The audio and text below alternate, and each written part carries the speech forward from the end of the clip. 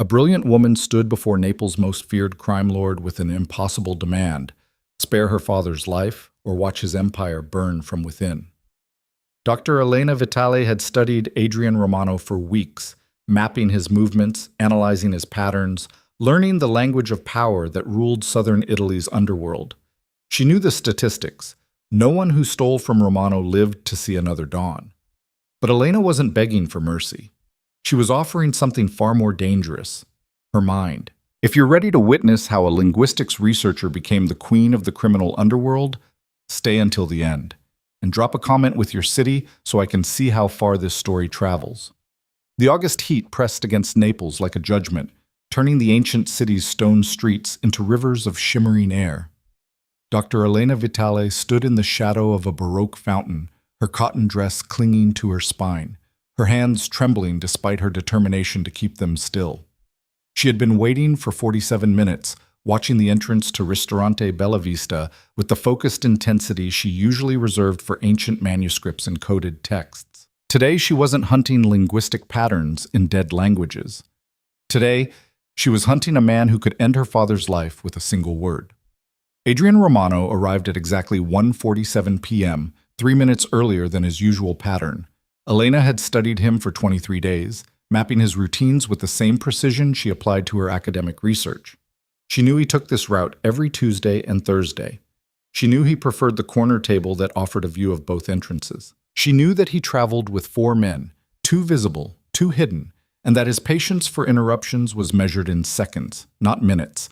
She also knew that if she failed today, her father would be dead by morning. Elena stepped from the fountain's shadow just as Adrian's lead security man, a boulder of a human named Marco, moved to open the restaurant door. Her timing had to be perfect, close enough to intercept, not so close as to seem like a threat. "Signor Romano," her voice carried across the narrow street, steady despite the terror screaming through her veins. "I need 5 minutes of your time." The world seemed to freeze. Marco's hand moved toward his jacket. The second visible guard shifted his weight, blocking Adrian from view. Somewhere behind her, Elena sensed the hidden protection detail converging on her position. But Adrian Romano held up one hand, and everything stopped. He was taller than she'd expected, broader through the shoulders. The photographs she'd studied didn't capture the way he moved, like a predator so confident in his dominance that he had nothing left to prove. His suit was charcoal gray, impeccably tailored, and his dark eyes swept over her with the kind of assessment that missed nothing. "You have 30 seconds to explain," he said, his voice surprisingly quiet. "Why I shouldn't have you removed from this street." Elena's research had taught her one critical truth about Adrian Romano. He respected courage more than submission, directness more than flattery. Men and women who groveled before him were crushed. Those who stood their ground sometimes, rarely, but sometimes, earned his attention. "Because I'm the daughter of Luca Vitale," she said clearly, "and I'm here to negotiate for his life." Something flickered in Adrian's expression. Not surprise, men like him were never surprised, but interest. Marco tensed, waiting for an order that didn't come. "Your father," Adrian said slowly, each word measured, "stole 400,000 euros from one of my operations. He thought he could hide it in construction invoices and equipment purchases that never happened. He thought I wouldn't notice." "He was wrong," Elena said. "About all of it." "Yes." Adrian's gaze never wavered. "He was, and now there are consequences. I'm not here to beg for mercy." "No?"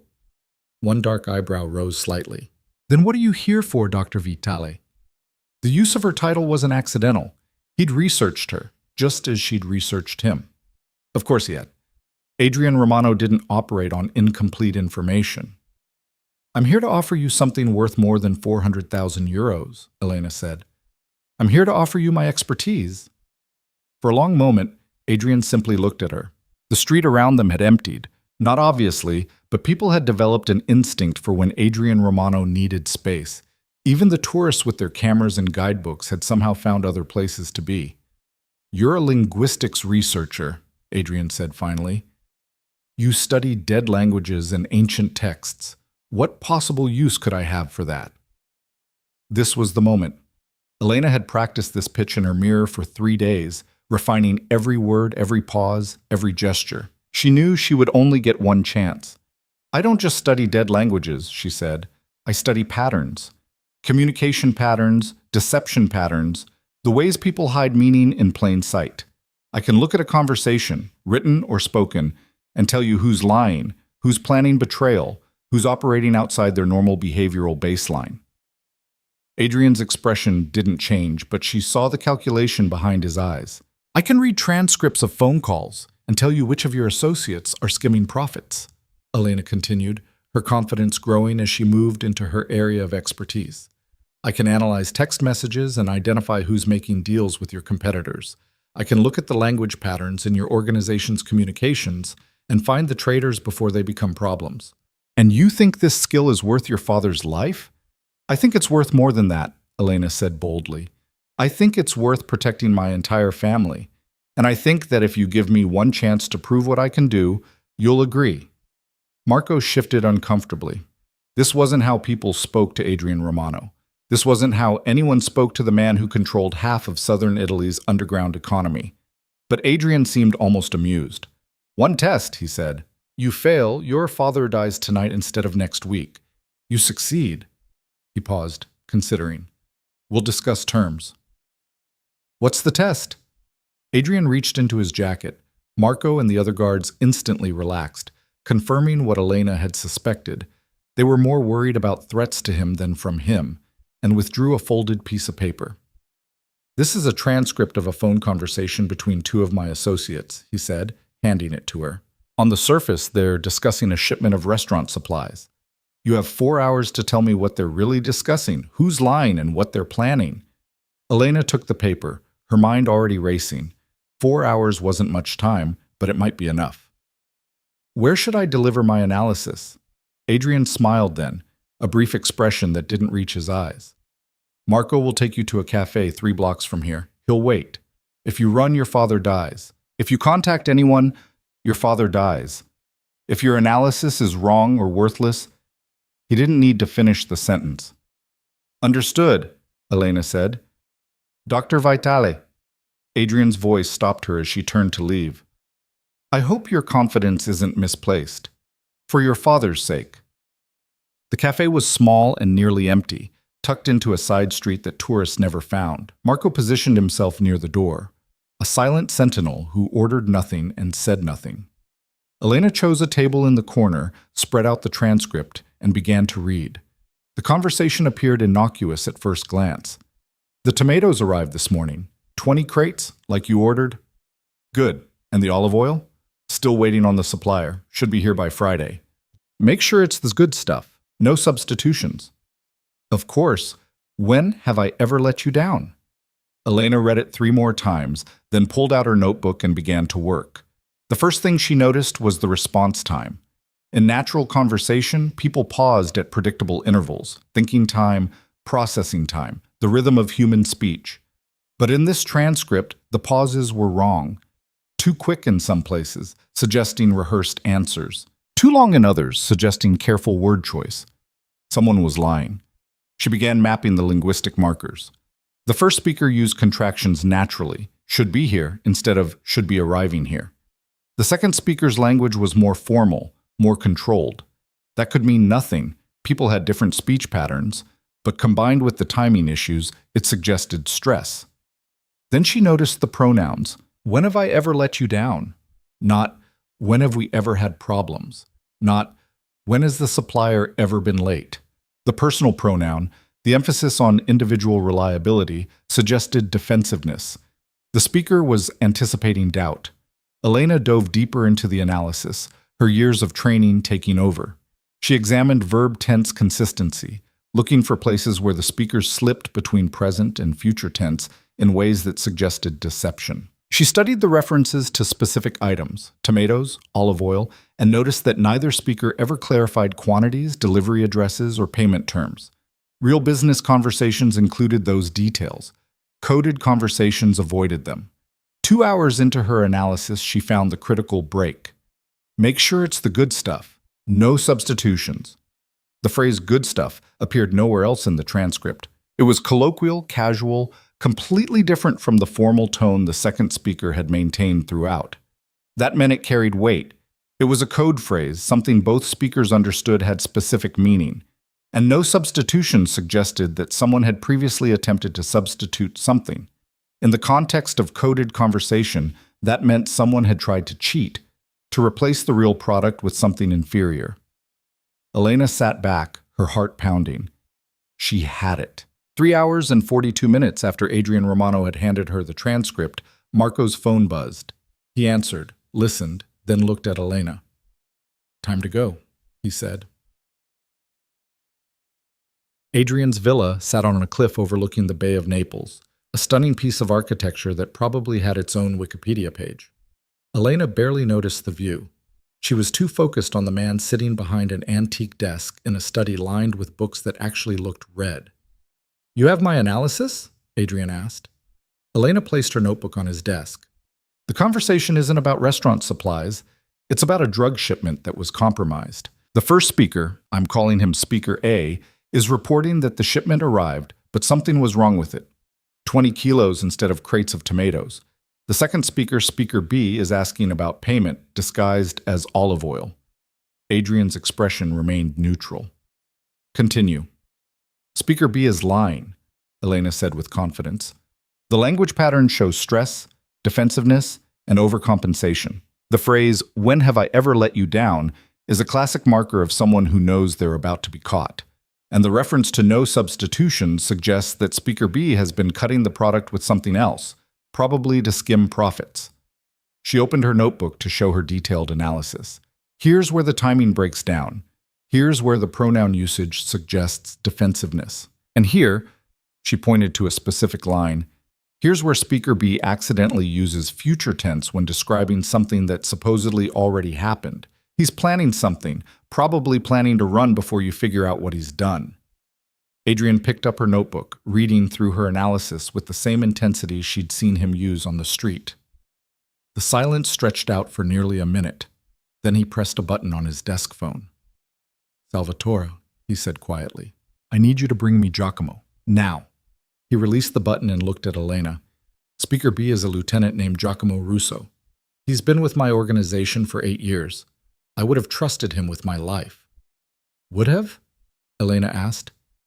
"You just identified him as a traitor. If you're right, he's a dead man. If you're wrong..." Adrian leaned back in his chair. "Well, let's see if you're right."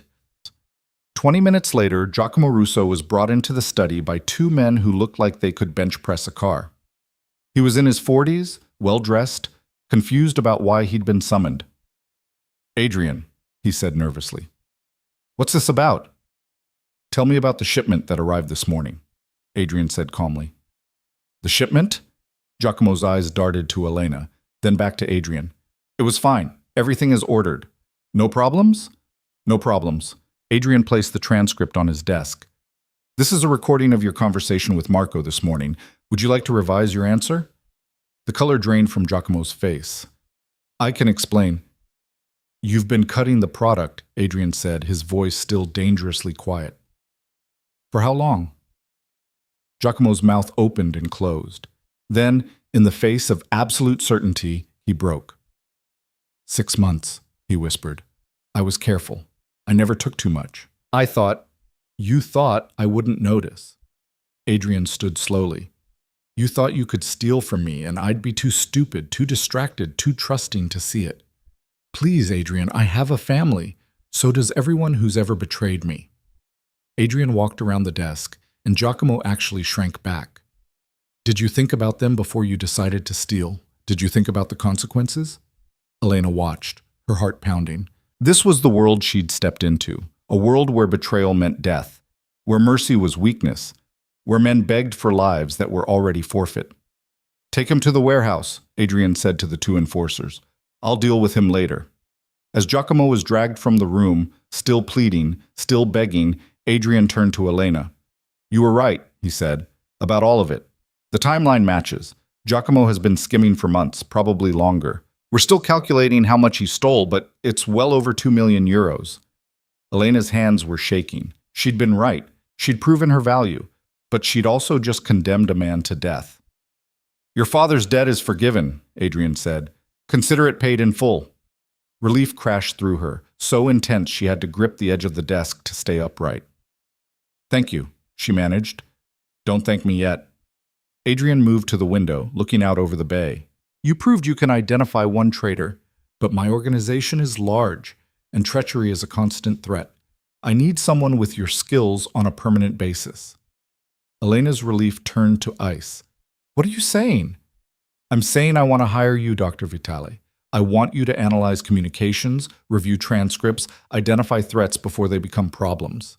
I'll pay you well, far more than any university could offer, and I'll guarantee your family's safety. And if I say no? Adrian turned to face her, and for the first time she saw something almost like respect in his eyes. Then you walk out of here free and clear, debt paid, no obligations. I don't force people to work for me. He paused. But I think you'll say yes. Why? Because you're brilliant, and you know it. Because you've spent your entire life studying patterns in dead languages when you could be identifying patterns in living organizations. Because the look in your eyes when you solved that transcript wasn't fear or disgust. It was excitement. Adrian moved closer. You loved the puzzle, Dr. Vitale. You loved knowing that your mind, your intelligence, could see things no one else could see. He wasn't wrong, and that terrified her. I need time to think, Elena said. You have 24 hours. Adrian walked to his desk and wrote something on a card. This is a private number. Call me with your answer. Elena took the cards, her mind spinning. And my father? Safe. I keep my word, Dr. Vitale. Always. Elena's apartment was small and cluttered with books, the home of someone who spent more time reading than cleaning. She sat at her kitchen table, the card with Adrian's number in front of her, a glass of wine she couldn't taste beside her. Her father was safe. That was what mattered. She'd saved him, proven her worth, and walked away free. She should have been celebrating. Instead, she kept seeing Giacomo's face as he was dragged from the room. Instead, she kept feeling the rush of excitement when her analysis had been proven correct. Her phone buzzed. A text from her colleague at the university. Heard you missed the faculty meeting. Everything okay? Everything was not okay. Elena had spent her entire career in the safe, respectable world of academia. She studied ancient texts, taught eager students, published papers in prestigious journals. It was a good life, a safe life. A boring life, whispered a voice in the back of her mind. When was the last time she'd felt the thrill she'd experienced today? When was the last time her skills had mattered in a way that was immediate, visceral, real? She loved her research, but she also knew that her latest paper on Etruscan linguistic evolution would be read by maybe 200 people, cited by maybe 10, and forgotten within a year. Today, her analysis had mattered. Today, her mind had been a weapon. She picked up her phone and dialed before she could talk herself out of it. Adrian answered on the first ring. Dr. Vitale. I have conditions, Elena said. I'm listening. My family stays protected no matter what happens. You guarantee their safety in writing, legal documents, the works. Agreed. I don't participate in violence. I analyze, I advise, but I don't pull triggers, and I don't give orders that result in people dying. There was a pause. I can't promise that your analyses won't lead to consequences, Dr. Vitale. That's the nature of this work. I understand that, but I don't give the orders. I provide information. What you do with it is your responsibility, not mine. Agreed, Adrian said. What else? I need access to your full communications network. Phone transcripts, text messages, email, everything. I can't do this job with limited data. You'll have it. Elena took a deep breath. And I want to understand the operation. I can't identify threats if I don't understand the structure, the business, the relationships. I need to know how your organization works. Another pause, longer this time. That's asking for a significant level of trust, Dr. Vitale. You're asking me to put my reputation, my career, and potentially my freedom on the line. Trust runs both ways. She heard what might have been a quiet laugh. Fair enough. When can you start? I need to settle things at the university. 2 weeks. 1 week, Adrian countered. I'll have Marco pick you up Monday morning. Bring whatever you need to work. Computers, books, whatever. You'll have an office here at the villa. Elena's heart was pounding so hard she could barely hear her own voice. Monday morning. Welcome to the organization, Dr. Vitale. He hung up before she could respond. Elena sat in her kitchen, staring at her phone, wondering what exactly she'd just agreed to. She'd walked into Adrian Romano's world to save her father's life. Now she'd agreed to stay there, to work for him, to use her skills in service of an organization she barely understood. She should have felt terrified. Instead, she felt alive. The week passed in a blur of arrangements and lies. Elena told her department chair she needed a leave of absence for family reasons, not entirely untrue, and delegated her research projects to colleagues who were thrilled to have access to her data. She packed her reference books, her laptop, her research notes. She didn't tell anyone the truth. How could she? I'm going to work for a crime lord wasn't exactly something you shared over coffee. Monday morning arrived gray and drizzling. Marco picked her up in a black Mercedes at exactly 7 a.m., loaded her boxes into the trunk without comment, and drove her to the villa in silence. Adrian met her at the door, looking sharp in a navy suit despite the early hour. Dr. Vitale, he said, let me show you your office.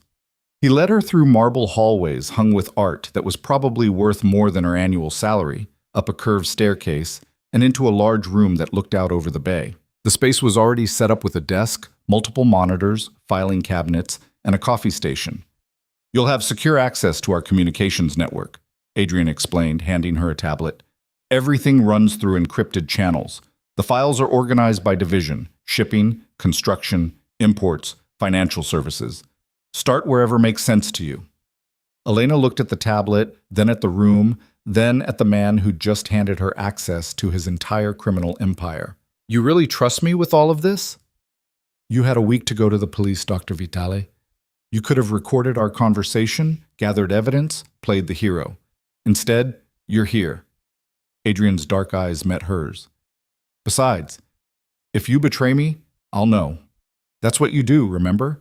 You spot betrayal in communication patterns. I'm betting you can't hide what you can identify. He was right, and they both knew it. I'll start with the financial division, Elena said. Money flows are usually the clearest indicators of problems. Good instinct. Adrian moved toward the door, then paused. One more thing. Tonight, there's a dinner meeting with several of my senior lieutenants. I'd like you to attend. To observe? To learn. You said you needed to understand the organization. This is where you start. After he left, Elena sat at her new desk and opened the tablet. Files upon files of communications, transactions, reports. It was overwhelming and exhilarating in equal measure.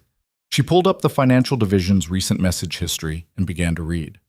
Within 2 hours, she'd identified 3 anomalies. Within 4, she'd mapped a pattern of suspicious transactions that pointed to either money laundering or embezzlement.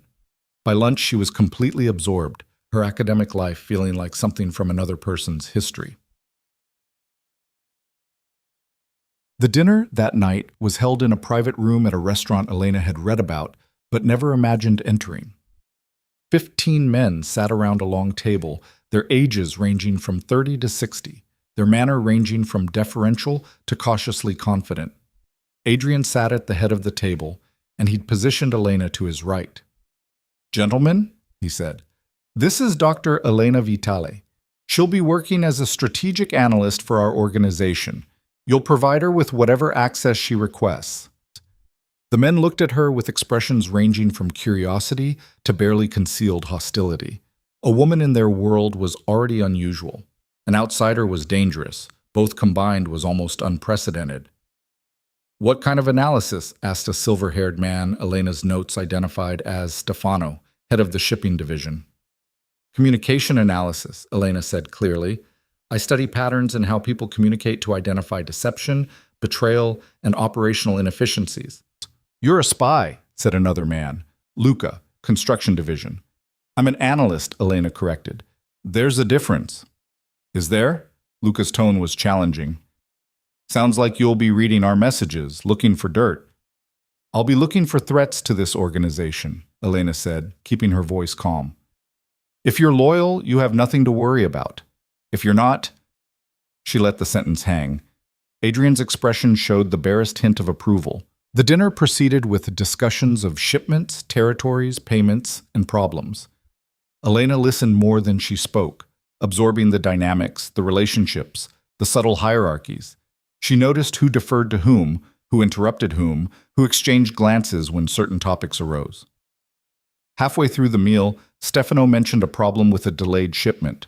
"The warehouse in Salerno is holding up distribution," he said. "They're claiming Port Authority inspections, but I think it's just incompetence." "Have you verified that?" Adrian asked.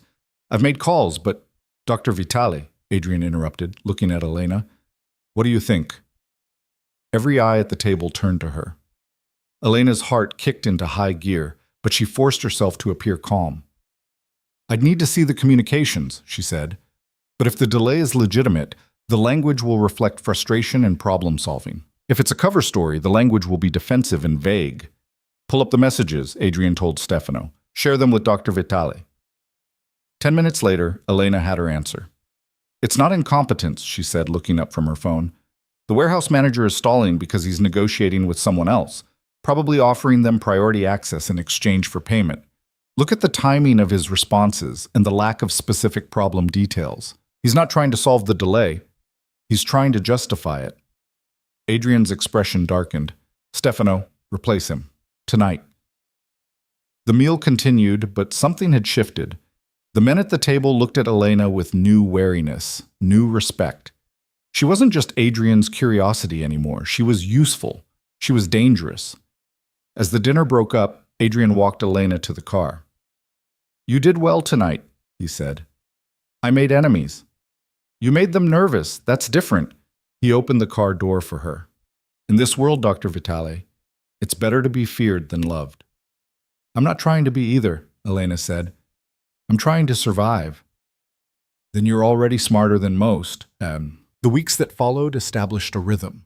Elena would arrive at the villa each morning, spend hours analyzing communications, and report her findings to Adrian in the evening. She identified a dock worker stealing shipments, a restaurant manager skimming protection payments, and a lieutenant running an unauthorized side business. Each discovery tightened her value to the organization. Each discovery pushed her deeper into a world she'd never imagined inhabiting. She saw Adrian almost daily now, and she was beginning to understand him in ways that had nothing to do with linguistics. He was ruthless, yes, but also strategic. He valued loyalty above almost everything else. He kept his word, even when it cost him. And beneath the reputation of the feared crime lord, there was a man who'd built an empire from nothing and carried the weight of it alone. One evening, as she was preparing to leave, Adrian stopped her. "Tomorrow night," he said, "there's a situation that requires my presence in Sorrento. I'd like you to come with me." "What kind of situation?" "A meeting with a potential business partner. I want you to read him. Tell me if he's trustworthy." Elena hesitated. "That's different from analyzing written communications." "Can you do it?" Could she? Reading people in real time, without the ability to review and analyze at her own pace, was far more challenging. But it was also the logical next step. "Yes," she said, "I can do it." Adrian smiled, that rare expression that suggested approval. "Good. We leave at 6. As Elena left the villa that night, she caught her reflection in one of the massive mirrors in the hallway. She barely recognized herself. 6 weeks ago, she'd been a university professor, living a safe and predictable life. Now she was driving back to her apartment from a crime lord's villa, preparing to attend a high-stakes meeting with dangerous people. Her phone buzzed with a text from her department chair. "We miss you. Any idea when you'll be back?" Elena stared at the message for a long moment, then typed, "Not sure yet, taking more time." She wasn't sure she'd ever go back. That thought should have terrified her. Instead, it felt like freedom. The next evening, Elena dressed more carefully than usual, choosing a simple black dress that was elegant without being attention-grabbing. Marco drove her and Adrian to Sorrento in the Mercedes, the coastline spectacular in the fading light. "Tell me about this potential partner," Elena said. "Antonio Savastano. He controls the import business in Salerno and wants to expand into Naples. He's proposing a partnership that would give him access to our distribution network in exchange for a percentage of his profits." "You don't trust him." "I don't know him well enough to trust him," Adrian corrected. "That's why you're here." The meeting was held at a clifftop restaurant with stunning views and prices that could feed a family for a month. Antonio Savastano was already waiting when they arrived, a man in his 50s with expensive clothes and a warm smile that didn't reach his eyes. "Adrian," he said, standing to shake hands, "thank you for meeting with me." "Antonio, this is Dr. Elena Vitale, one of my advisors." Antonio's eyes flicked to Elena with surprise and curiosity. "A pleasure." As they settled into conversation about territories, percentages, and logistics, Elena listened. She watched Antonio's facial expressions, his hand gestures, the way he leaned forward when discussing potential profits and leaned back when discussing risks. She noted his word choices, his speech patterns, the places where he hesitated. "I think we could accomplish great things together," Antonio was saying. "Your network in Naples, my supply chains in Salerno, it's a natural partnership." "What about the Russo family?" Adrian asked. "They currently control most of the Salerno imports. How do you plan to manage that conflict?" Antonio's smile widened. "The Russos are old-fashioned. They don't adapt. I've been slowly taking their market share for 2 years. In another 6 months, they'll be irrelevant." Elena noticed the timing of that statement. Too quick, too confident. She also noticed that Antonio had shifted to future tense when discussing something he'd claimed was already happening. "What's your timeline for this partnership?" Adrian asked. "I'd like to begin within the month," Antonio said. "Strike while the opportunity is hot." There it was, the push for urgency. Classic pressure tactic. The dinner continued, but Elena had seen enough. When Antonio excused himself to take a phone call, Adrian leaned toward her. "Well?" "He's lying," Elena said quietly. "Not about everything, but about the Russo family. He hasn't been taking their market share. He's probably trying to break into a territory they still control. He wants your network because he needs the muscle to push the Russos out." "You're sure?" "Look at his language patterns. When he talks about his own success, he uses past tense and specific examples. When he talks about the Russos' decline, it's all future tense and vague predictions. He's selling you a story, not reporting facts." Adrian sat back, his expression thoughtful. When Antonio returned, all smiles, Adrian's demeanor had shifted subtly. "I appreciate the proposal," Adrian said, "but I need more information before committing to a partnership. Specifically, I need independent verification of your current market position." Antonio's smile faltered. "I can provide documentation." "I'm sure you can. Take 2 weeks to compile a complete picture of your operations. Then we'll talk again." It was a polite dismissal, and Antonio knew it. He recovered quickly, but Elena saw the flash of frustration in his eyes. On the drive back to Naples, Adrian was quiet for a long time. "You saved me from a bad partnership tonight," he finally said. "Antonio would have used my network to start a war with the Russos, then disappeared when things got dangerous." "How do you know?" "Because I made some calls while he was on the phone. You were right, the Russos still control Salerno. Antonio is nobody trying to become somebody at my expense." Elena looked out at the dark coastline, processing what had just happened. She'd read a man she'd never met before, identified his deception in real time, and potentially prevented a conflict that could have cost lives. Her skill set wasn't just useful to Adrian's organization, it was invaluable. "Tomorrow," Adrian said, "I want you at the morning briefing with my senior staff. Your insights are too valuable to wait for written reports." Elena nodded, but inside she felt the last connection to her old life finally snap. She wasn't a professor on leave anymore. She wasn't playing at this. She was Adrian Romano's strategic analyst, his advisor, his secret weapon. And despite every rational reason to be terrified, she'd never felt more powerful in her life. 3 months into her new role, Elena had become indispensable. She arrived at the villa before dawn most mornings, often finding Adrian already in his office, reviewing reports while the rest of Naples still slept. Their working relationship had developed into something efficient and seamless. He would present her with situations, she would analyze them, and together they would decide on action. But lately, something had shifted. Elena noticed it in small moments. The way Adrian's gaze would linger on her when he thought she wasn't looking. The way he stood closer than necessary when reviewing documents together. The way conversations that should have been purely professional somehow drifted into territory that felt dangerous and electric. She told herself it meant nothing. She was an employee, nothing more.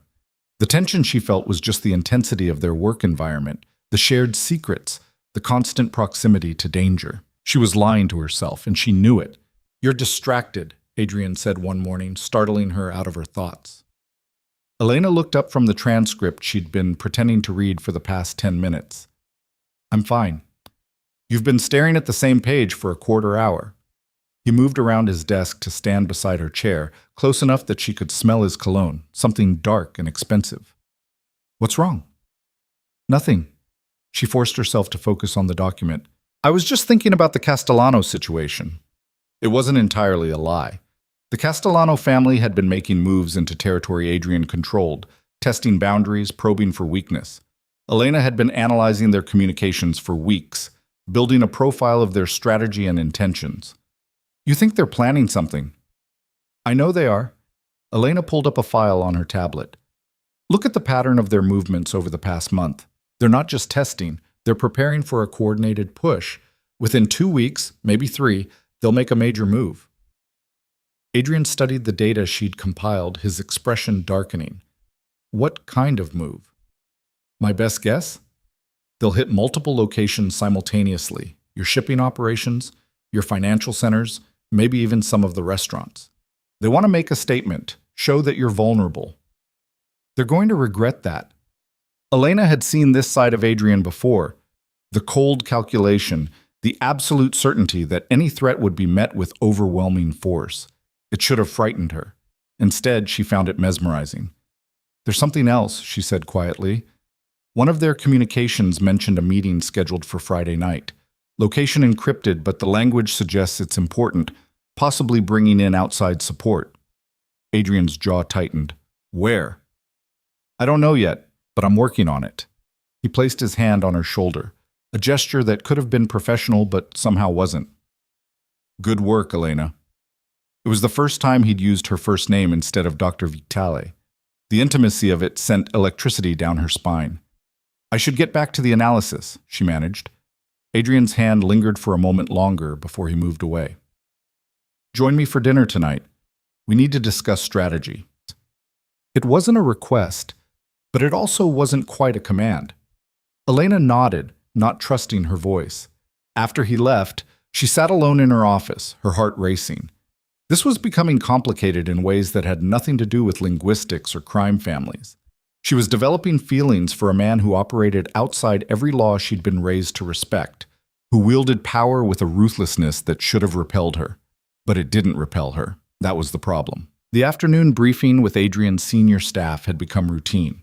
Elena would present her findings, answer questions, and field the mixture of respect and resentment that her presence inspired. Today's meeting focused on the Castellano threat. "We should hit them first," Luca argued, his fist striking the table for emphasis. "Show them what happens when they challenge us." "That's exactly what they want," Elena countered. "They're trying to provoke a reaction, make you look aggressive and unstable. It'll give them justification to bring in allies." "So we do nothing?" Stefano's tone was skeptical. "We prepare," Adrian said quietly. "We fortify our key locations, increase security, and we wait for them to make their move. When they do, we respond with precision, not rage." "And the meeting on Friday?" asked Marco. Adrian looked at Elena. "We'll know more about that soon." After the meeting, Elena returned to her office and dove back into the Castellano communications. There had to be a clue somewhere, a slip in their operational security, a pattern that revealed the meeting location. She worked through lunch, through the afternoon, barely noticing the hours passing. It was after 7 when she finally found it, a casual mention of the old place in a message that otherwise discussed completely unrelated business. Cross-referenced with historical data about Castellano family properties, Elena identified 3 possible locations. One of them, an abandoned warehouse in the industrial district, had been the site of a previous family gathering 5 years ago. That had to be it. She was reaching for her phone to call Adrian when her office door opened. He stood in the doorway, jacket off, tie loosened, looking as tired as she felt. "You missed dinner," he said. Elena glanced at the clock in surprise. "I'm sorry, I was working on—" "I know. Marco told me you haven't left your office all day." Adrian moved into the room, closing the door behind him. You need to eat. I found the meeting location. That stopped him. Where? Elena showed him her analysis, walking through the logic that had led her to the warehouse. Adrian listened intently, occasionally asking questions, his mind clearly processing strategy even as she explained her methodology. This is excellent work, he said when she finished. We'll send a surveillance team tomorrow. I want to go with them. Adrian's expression hardened. No. I can read the situation in real time, identify Elena. The use of her first name again, combined with the firmness in his tone, silenced her. You're too valuable to risk in field operations. If something went wrong, if you were captured or hurt, I'm not fragile. I know you're not. His voice softened slightly. But you're also not trained for this kind of work. Analyzing communications is not the same as being present when violence might erupt. You'll be there, she said, surprising herself with the certainty in her voice. You won't let anything happen to me. Something flickered in Adrian's eyes, surprise perhaps, or something deeper. You have that much faith in me? I trust you. The words came out before she could stop them, and they hung in the air between them, weighted with meaning that went far beyond professional confidence. Adrian moved closer, and Elena's breath caught. They'd been in close proximity countless times, but this felt different. This felt charged with something that had been building for months. You shouldn't trust me, he said quietly. I'm not a good man, Elena. I've seen you keep your word even when it cost you. I've seen you choose strategy over rage, calculation over impulse. You're not what the world thinks you are. I've done terrible things. I know. She held his gaze. And I'm here anyway. The air between them felt electric, dangerous. Adrian's hand came up to her face, his thumb brushing her cheekbone with surprising gentleness. This is a mistake, he murmured. Probably. But neither of them moved away. The moment stretched, taut with possibility and restraint. Then Adrian's phone buzzed, shattering the spell.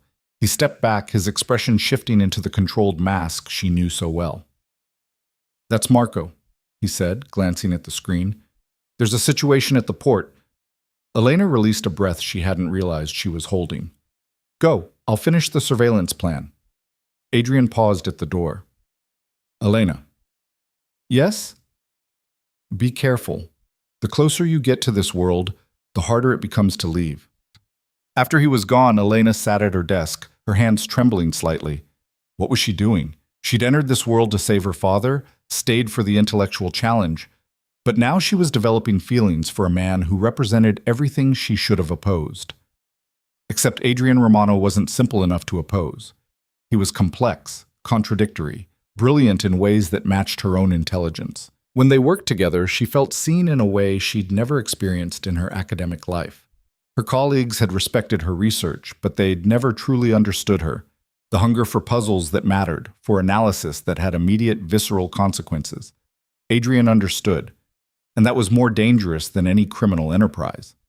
The surveillance operation on Friday evening confirmed Elena's analysis. The Castellano family met at the abandoned warehouse, and Adrian's people documented everything, who attended, what was discussed, and most importantly, that they were indeed planning a coordinated strike for the following week. They're bringing in support from Rome, Adrian told Elena the next morning, his expression grim. Antonio Savastano was there, despite my rejection of his partnership proposal. He's allied with the Castellanos, using them to get at me. You need to respond before they strike, Elena said. I know, but I need to do it in a way that doesn't start a war we can't win. He looked at her intently. I need your mind on this, Elena. How do we neutralize the threat without creating a bigger problem? Elena had been thinking about this all night. You said Antonio wants legitimacy, wants to be seen as a major player. What if instead of attacking him directly, you expose his weakness, show his allies that he's unreliable? How? He's made promises to the Castellanos, probably promised them resources, connections, support. If those promises turn out to be empty, if Antonio fails to deliver, the Castellanos will see him as a liability rather than an asset. Adrian's eyes gleamed with understanding. We sabotage his operations, make it look like he's incompetent.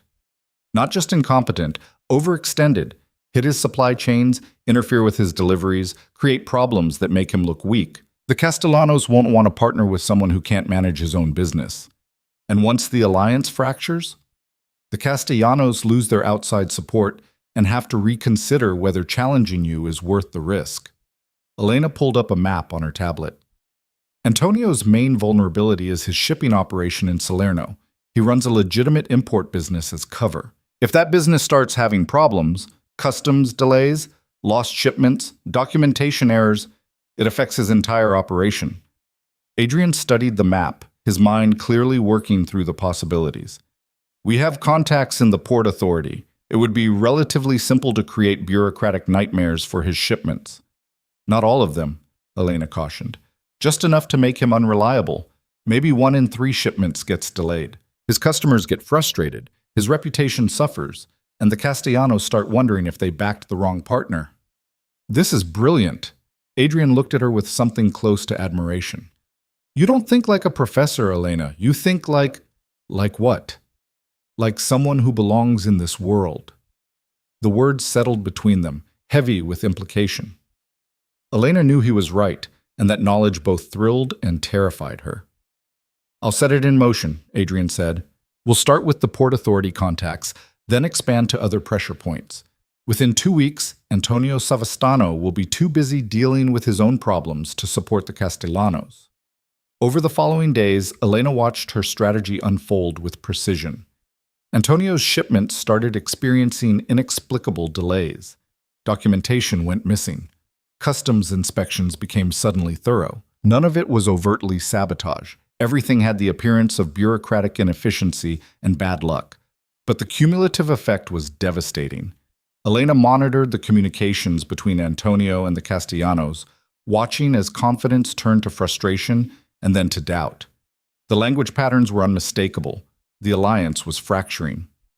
He's making excuses, she reported to Adrian during their evening briefing. Blaming the Port Authority, claiming it's temporary. But the Castellanos are starting to question his competence. Good. Adrian poured 2 glasses of wine, handing one to Elena. They'll withdraw their support within the week. These evening sessions had become something more than work meetings. They would discuss strategy, yes, but the conversations had started ranging into other territory. Books they'd read, places they'd traveled, the philosophies that shaped their worldviews. Elena had learned that Adrian spoke 4 languages, that he'd studied economics at university before circumstances forced him into the family business, that he read voraciously and could discuss Machiavelli with the same fluency he applied to shipping manifests. "Why did you choose this life?" she asked one evening, the question escaping before she could censor it. Adrian was quiet for a long moment. "I didn't choose it. My father built this organization, and when he died, I inherited it. I was 23, still planning to do something legitimate with my economics degree. Instead, I got an empire built on blood and fear. You could have walked away." "Could I?" His smile was bitter. The organization would have collapsed without strong leadership. Rivals would have carved up the territory. Everyone who depended on my father's protection would have been vulnerable. So I stepped in, told myself it would be temporary, that I'd find a way to transition into legitimate business eventually. And I discovered I was good at it. Better than my father, actually. He ruled through fear. I rule through strategy. Adrian met her eyes. People think I'm ruthless, and they're right. But I'm ruthless in service of stability. Every decision I make is calculated to minimize chaos, protect my people, and maintain order. That's how you justify it. That's how I sleep at night. He took a sip of wine. What about you, Elena? How do you justify working for someone like me? It was a fair question, one she'd asked herself countless times. I tell myself I'm minimizing harm, that my analysis helps you make more precise decisions, avoid unnecessary violence. It's probably a rationalization, but it's the one that lets me keep doing this work. Is that the only reason you stay? Elena's heart skipped. What other reason would there be? Adrian set down his glass and moved closer. You're brilliant, Elena. You could work anywhere, for anyone. But you choose to stay here, in my world, despite knowing exactly what I am. Maybe I'm curious, she said, her voice barely above a whisper. Maybe I want to understand how power really works, stripped of all the polite fictions. Or maybe, Adrian said quietly, you stay for the same reason I look forward to these evenings. The same reason I find excuses to work late when I know you'll still be here. The confession hung between them, dangerous and thrilling. Elena knew she should retreat, maintain professional distance, protect herself from the consequences of this attraction. Instead, she leaned forward. Adrian's hand came up to her face, his touch gentle despite the power she knew he wielded. If we do this, he said, everything changes. I know. You could get hurt. Emotionally, physically, my enemies would see you as leverage. I'm already leverage, Elena pointed out. I already know too much to ever truly be safe. The only question is whether we're honest about what's happening between us. Adrian's thumb traced her lower lip, and Elena's breath caught.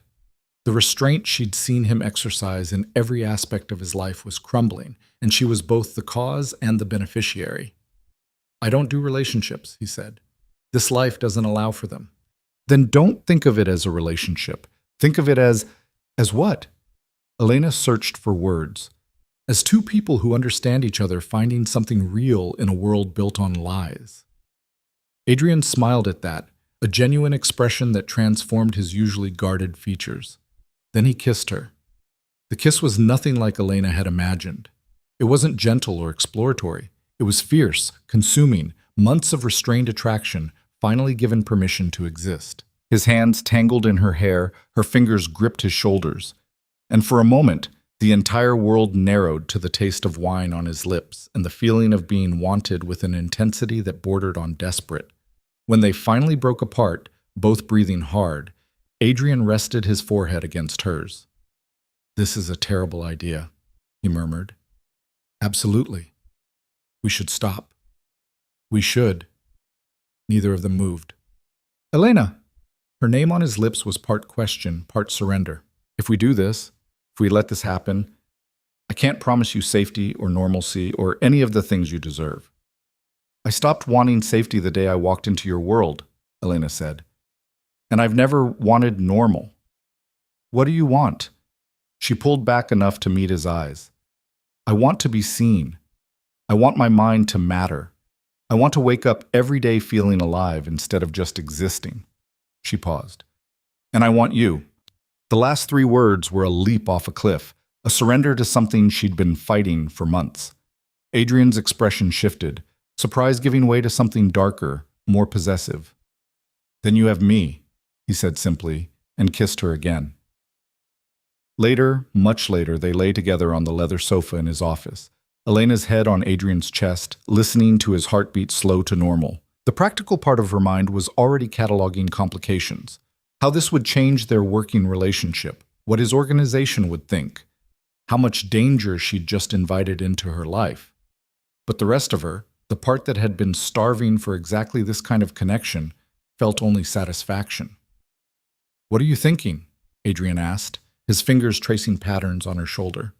That I've made a series of increasingly questionable decisions since the day I met you. She felt him laugh, a low rumble in his chest. Regrets? Not even a little. Elena shifted to look at him. But we need to be smart about this. Your enemies can't know. Your people can't see this as a weakness. Agreed. Adrian's expression turned serious. In public, in front of the organization, you're still Dr. Vitale, my strategic analyst. What happens between us stays private. Can you do that? Separate the personal from the professional? I've been separating different parts of my life for years, Elena. I can do this. He brushed a strand of hair from her face. Can you? Elena considered. Could she maintain professional distance during the day while allowing this intimacy in private? It would require discipline, careful boundaries, the ability to compartmentalize in ways she'd never needed before.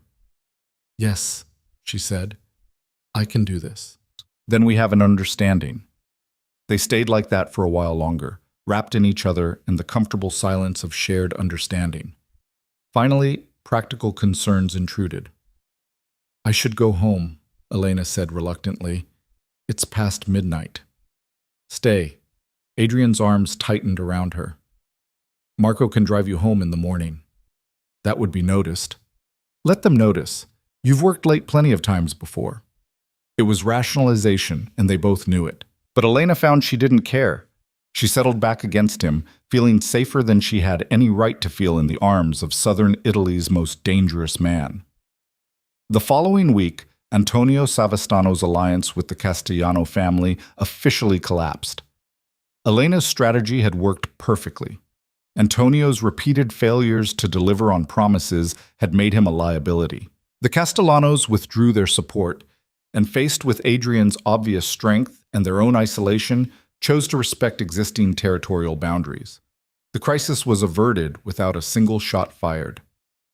"You saved lives," Adrian told Elena as they reviewed the final communications.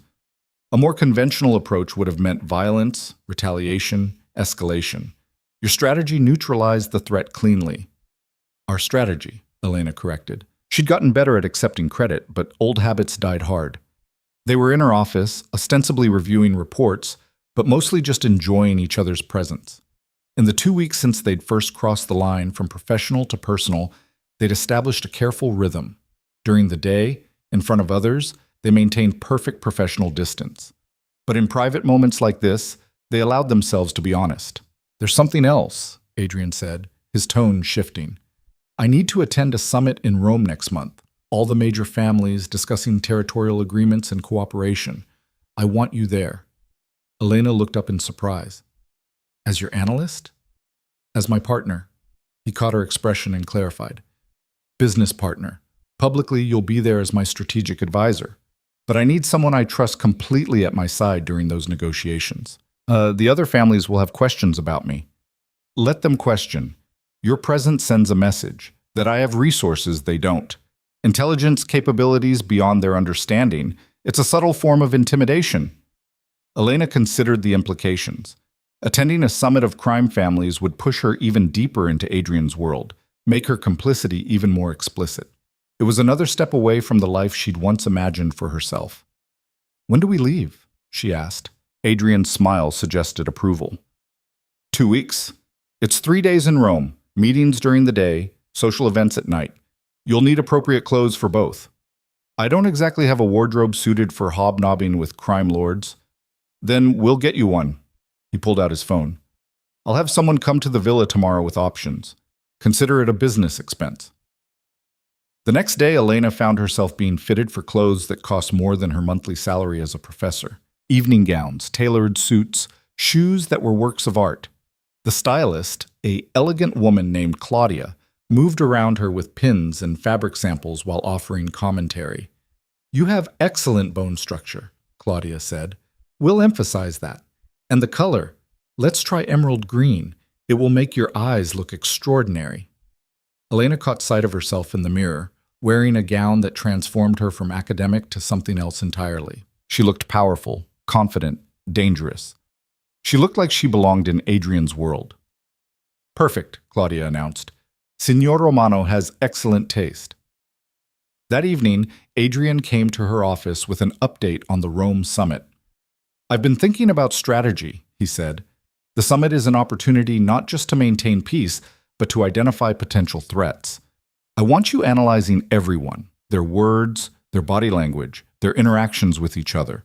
You want me to profile the other crime families. I want you to help me understand the landscape. Who's planning expansion? Who's feeling vulnerable? Who might be open to deeper alliances?" Adrian moved to stand behind her chair, his hands resting on her shoulders. "You see patterns no one else sees, Elena. That's going to give us an enormous advantage."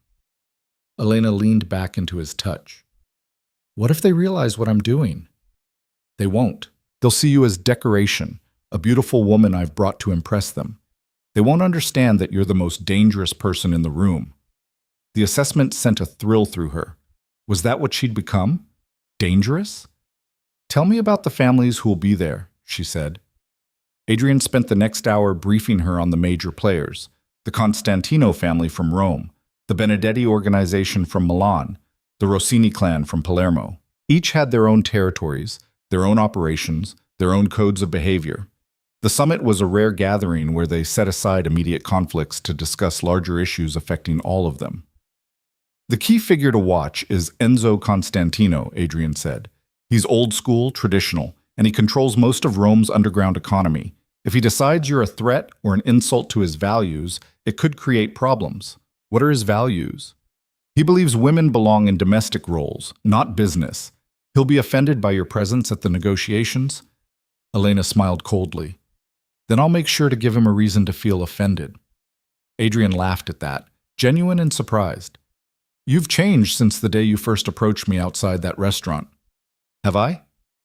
The woman who asked for 5 minutes of my time was desperate and terrified, even if she hid it well. Now you're talking about deliberately antagonizing one of the most powerful men in Italy. Elena considered that. Maybe you bring out my worst impulses. Or maybe, Adrian said quietly, I help you become who you were always meant to be. The words settled over her like a revelation. Was that what was happening? Was she finally becoming the version of herself she'd always suppressed? The one who wanted power and purpose more than safety and approval? I need to tell you something, Elena said suddenly. The university sent another email asking when I'm planning to return. I've been avoiding answering. What do you want to tell them? That I'm not coming back. The decision crystallized as she spoke. I can't go back to analyzing dead languages after this. It would feel like suffocating. Adrian's hands tightened on her shoulders. You're sure? I've never been more sure of anything. Elena turned to face him. This work, this life, it matters in a way academic research never did. I'm using my mind for something immediate and vital. I'm not just documenting history, I'm helping shape it. You understand what you're choosing. Once you fully commit to this world, there's no clean exit. You'll always be connected to me, to this organization, to decisions that have life and death consequences. I know. Elena stood, meeting his eyes. And I'm choosing it anyway. I'm choosing you. The kiss that followed was different from their previous ones, less desperate, more certain. This was a claiming, a mutual acknowledgement of what they were building together. When they finally separated, Adrian rested his forehead against hers. I need to tell you something too, something I've never told anyone. What? I didn't just inherit this organization. I transformed it. My father ruled through fear and violence, always reacting, never planning. I changed that. I brought in strategic thinking, long-term planning, calculated moves instead of emotional reactions. He paused. But I've always been alone in that transformation. Until you. Elena understood what he was offering, not just a personal connection, but a true partnership. Someone who understood his approach, who thought the way he thought, who could help him build something more sophisticated than simple criminal enterprise. We're going to build something extraordinary, she said. Yes, Adrian agreed. We are. The flight to Rome departed from a private airfield outside Naples, the kind of place where customs officials looked the other way, and passenger manifests remained conveniently vague. Elena boarded the sleek jet wearing one of her new suits, charcoal gray with emerald accents, and felt the weight of transformation settle over her like armor. She was no longer Dr. Elena Vitale, linguistics researcher. She was Adrian Romano's strategic partner, walking into a room full of Italy's most dangerous men with her head high and her mind sharp. Nervous? Adrian asked as the plane lifted off, the Bay of Naples falling away beneath them. Should I be? Most people would be. He poured them both whiskey from the plane's well-stocked bar. But you're not most people. Elena accepted the glass, studying the amber liquid. Tell me more about Enzo Constantino. If he's going to be a problem, I want to understand him completely. Adrian settled into the leather seat across from her, his expression thoughtful. Enzo is 73 years old and has controlled Rome for almost 50 years. He believes in the old ways, respect, hierarchy, tradition. Women in his organization handle money laundering and legitimate business fronts, but they never participate in strategic decisions. He's going to hate me on sight, probably, but his opinion matters less than you think. The younger generation respects results over tradition. If you demonstrate value, they'll accept you regardless of what Enzo thinks. And the others? The Benedetti family from Milan? Carlo Benedetti is 45, Harvard-educated, runs his operation like a Fortune 500 company. He'll be curious about you, possibly see you as validation of his more modern approach. Adrian took a sip of his drink. His sister Francesca handles their intelligence operations. She might actually appreciate what you do. Elena made mental notes, already constructing profiles. The Rossini clan from Palermo? Traditional like Enzo, but younger. Antonio Rossini is in his 50s, pragmatic rather than ideological. He'll judge you based on results, not gender. Adrian's gaze sharpened. But don't underestimate any of them, Elena. These men have survived decades in a world where mistakes are fatal. They're all brilliant in their own ways. I understand. There's one more person you need to know about. Adrian's tone shifted, became more guarded. Valentina Nero. She's not family leadership, but she's Enzo's goddaughter and his most trusted advisor. If anyone at this summit will see you as competition, it's her. Something in Adrian's voice made Elena pay closer attention. You know her. We were engaged once, years ago, before I took over the organization. Elena felt an unexpected jolt of something that might have been jealousy. What happened? Her ambition exceeded her affection. She wanted to merge our organizations, create a Roman Neapolitan alliance that would dominate central Italy. When I refused, she ended things and went back to Rome. Adrian met Elena's eyes. She's brilliant, ruthless, and she doesn't forgive easily. Seeing me with you will be interesting. Interesting how? Valentina believes I'm incapable of trusting anyone completely. Bringing you to this summit, giving you access to strategic discussions, treating you as an equal, it challenges everything she thinks she knows about me. Elena processed this information, understanding the subtext. She'll try to drive a wedge between us. She'll try. Whether she succeeds depends on how strong our partnership really is. The challenge in his words was clear. This summit would test them in ways that went beyond business strategy. Elena reached across the narrow space between their seats and took Adrian's hand. I'm not going anywhere, she said quietly. His fingers tightened around hers. Good, because I'm going to need you sharp in there. The summit isn't just about maintaining peace. It's about identifying opportunities, understanding threats, and positioning ourselves for the future. They spent the rest of the flight reviewing dossiers on the attending families, with Elena absorbing details about operations, territories, and interpersonal dynamics. By the time they landed in Rome, she had a comprehensive mental map of the landscape they were entering. The hotel was obscenely luxurious, the kind of place where billionaires and royalty stayed when visiting the Eternal City. Their suite occupied the entire top floor, with views of the Vatican and the Colosseum that probably cost more per night than Elena used to make in a month. The opening reception is tonight, Adrian said as they settled in. Cocktails, light conversation, everyone sizing each other up. The real negotiations start tomorrow. Elena moved to the window, looking out over Rome's ancient skyline. Somewhere out there, the other families were arriving, preparing their own strategies, sharpening their own knives. She should have felt intimidated. Instead, she felt ready. The reception was held in a palazzo that had probably witnessed 5 centuries of intrigue and power plays. Elena entered on Adrian's arm, wearing the emerald gown Claudia had selected, and felt every eye in the room turn toward them. Let them look, Adrian murmured. Let them wonder. Enzo Constantino held court near the marble fireplace, surrounded by older men who clearly still believed in traditional hierarchies. He was shorter than Elena expected, with silver hair and eyes that missed nothing. When those eyes landed on her, the disapproval was immediate and obvious. Adrian, Enzo said as they approached, his tone coolly polite. You bring interesting guests to our gathering. Dr. Elena Vitale is my strategic advisor, Adrian replied smoothly. I thought her expertise would be valuable during our discussions. Strategic advisor. Enzo's gaze raked over Elena with barely concealed disdain.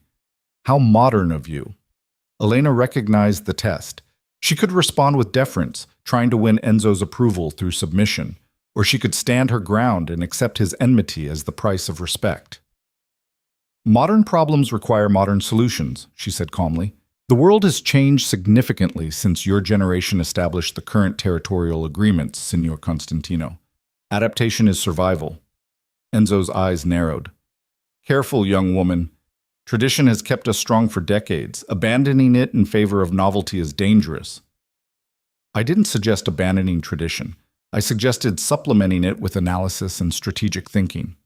Elena held his gaze. The strongest organizations are those that honor their foundations while remaining flexible enough to evolve. For a moment, the room held its breath. Then Enzo smiled, a cold expression that held no warmth. "Articulate," he said. "We'll see if your analysis proves as sharp as your tongue." As they moved away, Adrian's hand pressed briefly against the small of her back. Approval and warning combined. "You made an enemy," he said quietly. "I made an impression. There's a difference." The evening continued with a careful dance of conversations and observations. Elena met Carlo Benedetti, who was indeed intrigued by her presence, and asked intelligent questions about her analytical methods. His sister Francesca proved sharp and calculating, assessing Elena with the kind of professional interest that suggested future alliance rather than rivalry. Antonio Rossini was gruffly polite, more interested in discussing business prospects than debating gender roles. His sons were harder to read, watching Elena with curiosity mixed with uncertainty about how to categorize her. And then there was Valentina Nero. She approached near the end of the reception, moving with the confidence of someone who knew her power and beauty. Valentina was striking rather than conventionally pretty, with sharp features and darker eyes that held calculated intelligence. "Adrian," she said warmly, kissing both his cheeks in greeting. "It's been too long." "Valentina, you look well. And you look different." Valentina's gaze shifted to Elena with predatory interest. "Is this the mysterious Dr. Vitale everyone's discussing?" "Elena, this is Valentina Nero. She advises Enzo on strategic matters." "How fascinating," Valentina said, her smile sharp. "We have so much in common, Dr. Vitale. Both of us advising powerful men, navigating a world that doesn't always appreciate female intelligence." Elena recognized the approach, establishing common ground before launching the real attack. "Indeed, though I suspect our methods differ significantly." "Do they? I'd love to compare notes." Valentina linked her arm through Elena's with practiced familiarity. "Adrian, you don't mind if I borrow your advisor for a moment, do you?" Before Adrian could respond, Valentina was guiding Elena toward the terrace, away from the crowd and watchful eyes. The Roman night was cool, the city glittering below them like scattered diamonds. "Let me be direct," Valentina said, dropping the pretense of friendliness. "Adrian and I have history, complex, unresolved history. You're very pretty and apparently quite smart, but don't make the mistake of thinking you understand him." "I don't think I understand him completely," Elena said calmly, "but I don't need to. I trust him and he trusts me. That's sufficient." Valentina laughed, a brittle sound. "Trust. How quaint." "Adrian doesn't trust anyone, Dr. Vitale. He uses people brilliantly, rewards them generously. But trust? That requires vulnerability he's incapable of." "Then you don't know him as well as you think." "I know him better than anyone alive. I know what drives him, what haunts him, what he'll never admit even to himself." Valentina moved closer, her voice dropping. "He brought you here to prove something to himself, to show that he's evolved beyond the limitations I accused him of. But when this summit is over and reality settles back in, you'll discover that proximity to power isn't the same as possessing it." Elena met Valentina's gaze steadily. "Are you finished?" "Excuse me?" "With your performance. The warnings disguised as wisdom, the subtle undermining, the attempt to make me doubt my position." Elena smiled coldly. "It's well executed, I'll give you that. But it won't work." Valentina's expression hardened. "You have no idea what you've walked into." "I know exactly what I've walked into. A world built on calculated violence, strategic deception, and power dynamics that would make Machiavelli proud. I'm not naive, Valentina. I'm just better at this than you expected." For a long moment they stared at each other, two women who understood strategy and power, recognizing each other as genuine threats. "We'll see," Valentina finally said. "The summit has only just begun." She walked away, leaving Elena alone on the terrace. Adrian appeared moments later, his expression questioning. "That looked intense," he said. "She tried to rattle me. It didn't work." Elena turned to face him. "She's still in love with you, you know, or at least in love with the idea of what you could have built together. Valentina loves power, not people. If she wants me, it's because an alliance between our organizations would make her one of the most influential women in Italy. And me? What do I make you?" Adrian pulled her close, his hand settling on her waist. "Dangerous, powerful, complete. The kiss was brief but intense, a reminder of what they'd built in the months since Elena first walked into his world. When they separated, both were breathing harder. "We should go back inside," Elena said reluctantly. "People will talk." "Let them." But Adrian released her, smoothing his jacket. "Tomorrow, the real work begins. Are you ready?" I was born ready. The negotiations started at 9 the next morning in a conference room that probably hosted corporate mergers and diplomatic treaties. The major families gathered around a massive table with advisors and security positioned along the walls. Elena sat to Adrian's right, her tablet open and recording device subtle. Her role was officially to take notes, but everyone in the room understood she was analyzing far more than that. Enzo Constantino opened the proceedings. We gathered to discuss 3 primary issues. First, the increasing pressure from federal law enforcement and how we coordinate our responses. Second, territorial disputes that have arisen in the past year. Third, opportunities for cooperation that benefit all families. The discussion that followed was fascinating. These men, and Francesca Benedetti, who held her own against the testosterone, were brilliant strategists who understood nuance and long-term thinking. They spoke in careful euphemisms, never explicitly acknowledging illegal activities, but the subtext was crystal clear. Elena listened, observed, and analyzed.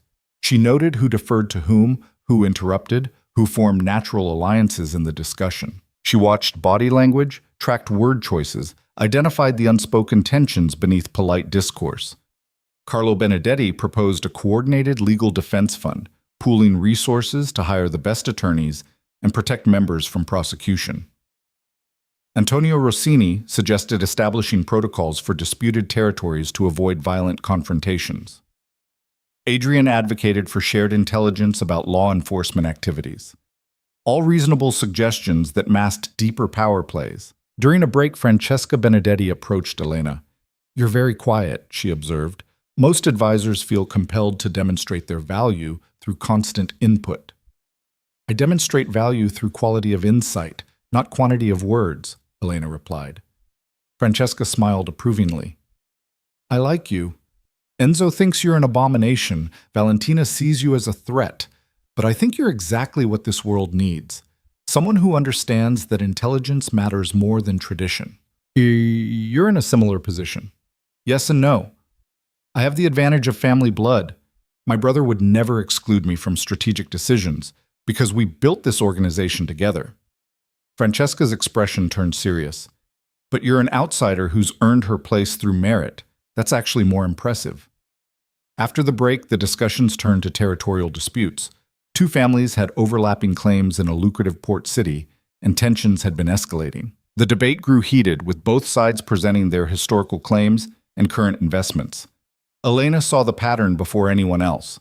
She leaned close to Adrian and whispered her analysis. He listened, nodded, then raised his hand for attention. "If I may suggest an alternative approach," Adrian said, "rather than arguing about who deserves the territory, perhaps we should examine who can best utilize it for mutual benefit." Enzo scowled.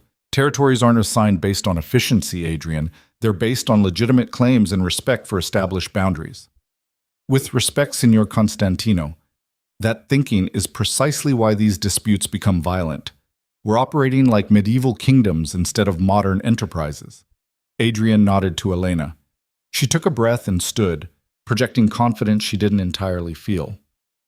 "I've analyzed the economic data for the disputed territory," she said clearly.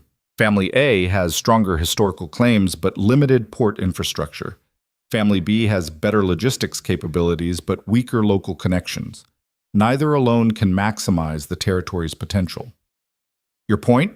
Antonio Rossini asked. "A partnership. Family. A maintains territorial control and local relationships. Family B handles logistics and distribution. They split profits proportional to their contributions, and both benefit more than either would operating independently." The room fell silent. Elena could feel Enzo's disapproval radiating from across the table, but she also saw calculation in Carlo Benedetti's eyes, and interest in Antonio Rossini's expression. "It's an interesting proposal," Carlo said slowly.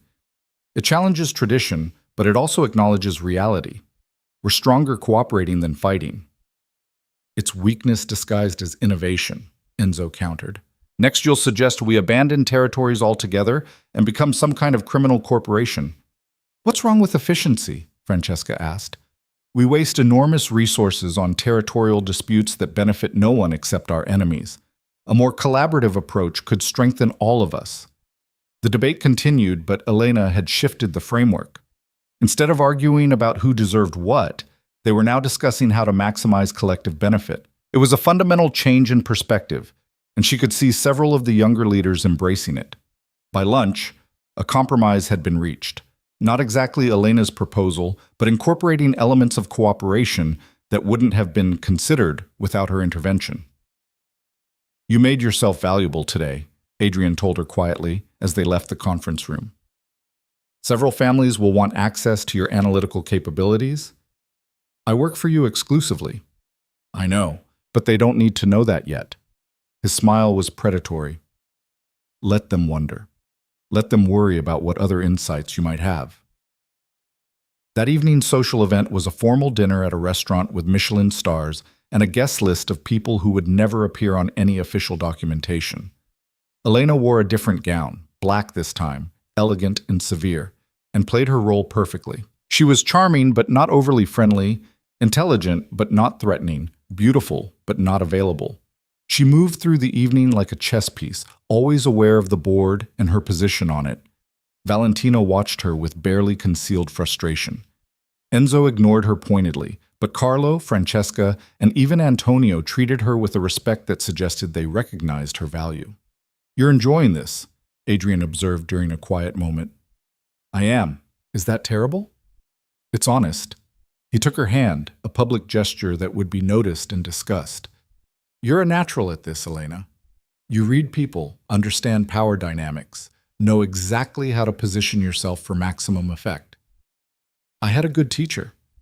I didn't teach you this. I just gave you permission to be who you already were. The comment settled over her with the weight of truth.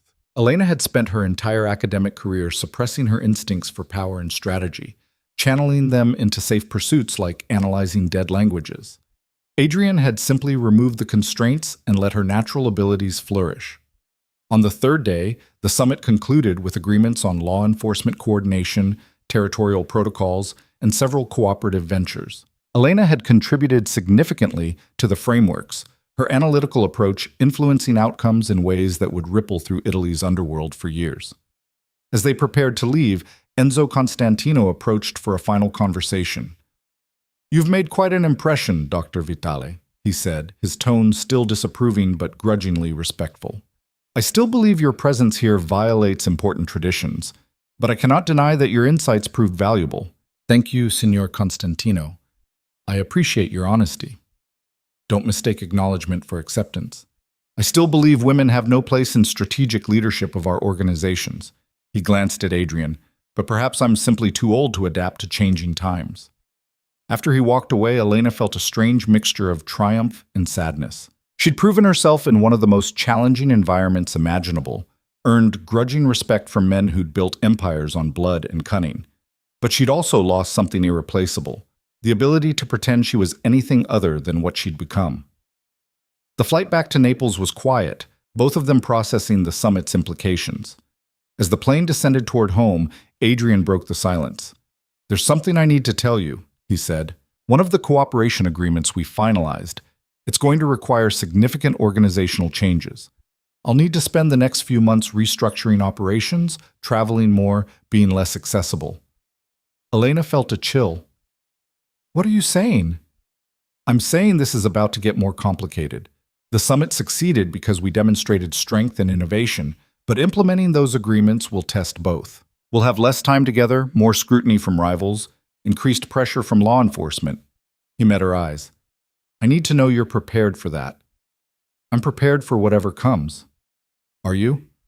Because this is the moment when most people realize the cost of this life exceeds the benefits. When the excitement fades and the danger becomes real. Elena understood what he was really asking. Was their relationship strong enough to survive stress, separation, and increased threat? Could they maintain their partnership when circumstances made it difficult? She reached across the narrow space and took his hand. I didn't come this far to quit when things get challenging, she said. We're building something extraordinary, Adrian. I'm not walking away from that. His fingers tightened around hers. Even if it means more danger? Even if staying with me makes you a target? I became a target the moment I walked into your world. At least now I have the tools to fight back. Adrian pulled her close, kissing her with an intensity that spoke of relief and possession combined.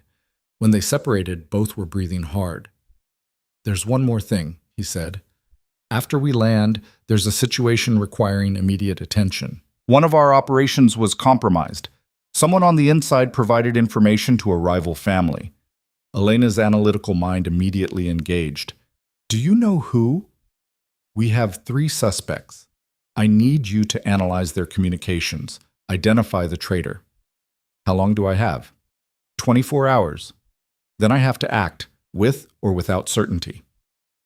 As the plane touched down in Naples, Elena felt the familiar rush of purpose flood through her. This was what she'd chosen, a life where every decision mattered, where her intelligence was a weapon, where the stakes were always life and death.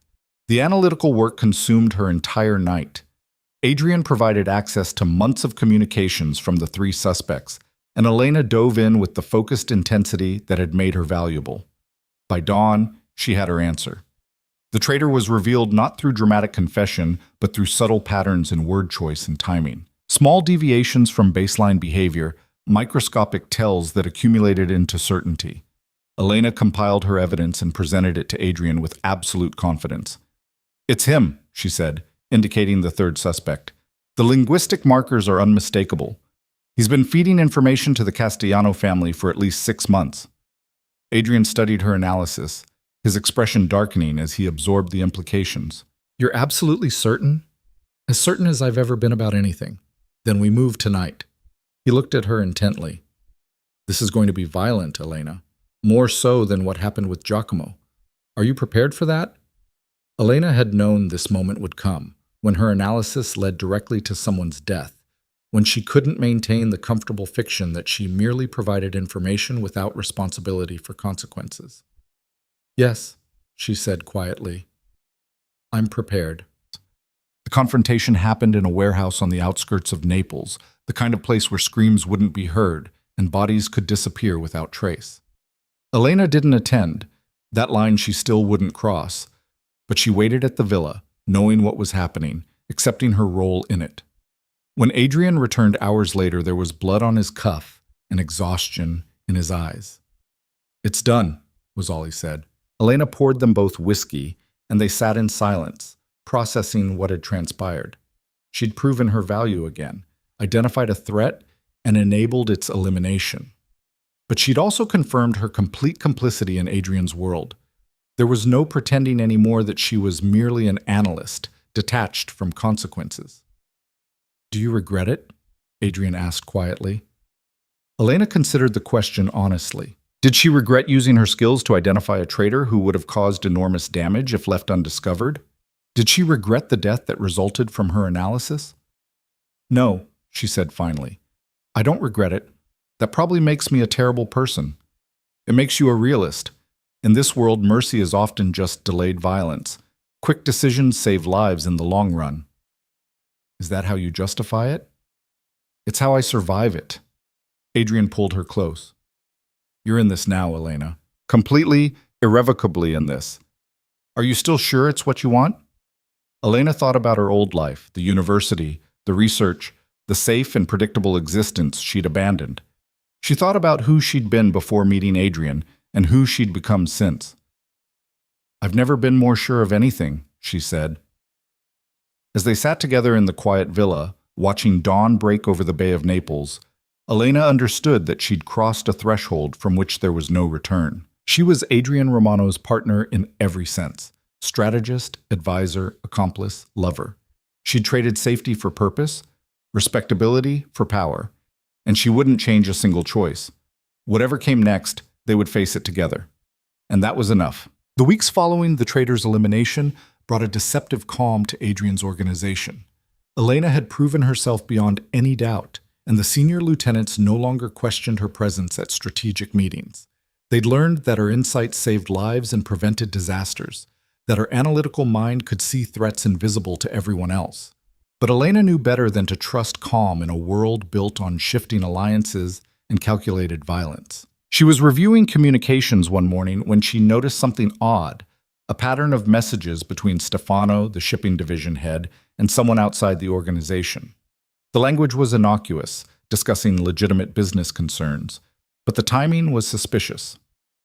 Messages clustered around key strategic decisions, always within hours of major meetings.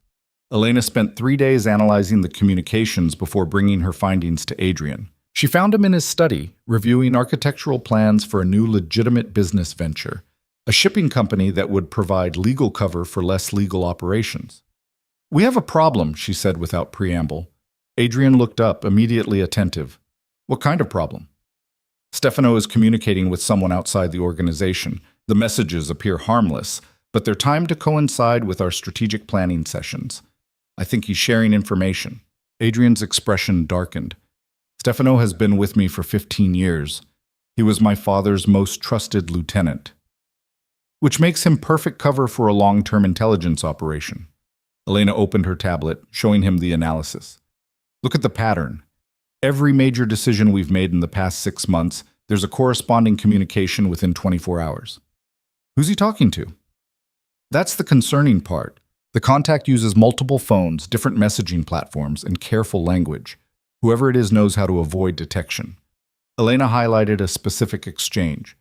"But here, this phrase appears in 3 separate conversations. It's unusual enough to be a code phrase or recognition signal." Adrian studied the data with the focused intensity she'd learned to recognize as him processing strategic implications. "If Stefano is compromised, we need to know who turned him and what information has been shared. We also need to consider that this might be a test," Elena said quietly. "Someone checking to see if our internal security can detect subtle breaches. You think this is about you, about proving your analytical capabilities aren't as good as we claim." Elena had considered that possibility extensively. "It's suspicious that the breach is just obvious enough for me to detect, but subtle enough to seem like genuine tradecraft. Either Stefano is getting careless, or someone wants us to find this. A trap. Possibly, or a recruitment attempt. Stefano is old guard, loyal to tradition. Maybe someone convinced him that my influence is corrupting the organization, that he's protecting us by sharing information with whoever promises to restore proper order." Adrian stood, moving to the window overlooking the bay. "If you're right about this being a test, then how we respond matters as much as the breach itself. They're watching to see if we overreact, if we trust your analysis enough to act on it, if we can distinguish between genuine threats and manufactured ones." "So what do? "We spring the trap." Adrian turned back to her, his expression calculated and cold. "We feed Stefano false information, something valuable enough to be credible, but specific enough to trace. When his contact acts on it, we'll know who we're dealing with." Elena felt a thrill of anticipation mixed with apprehension. "What kind of information?" "A shipment.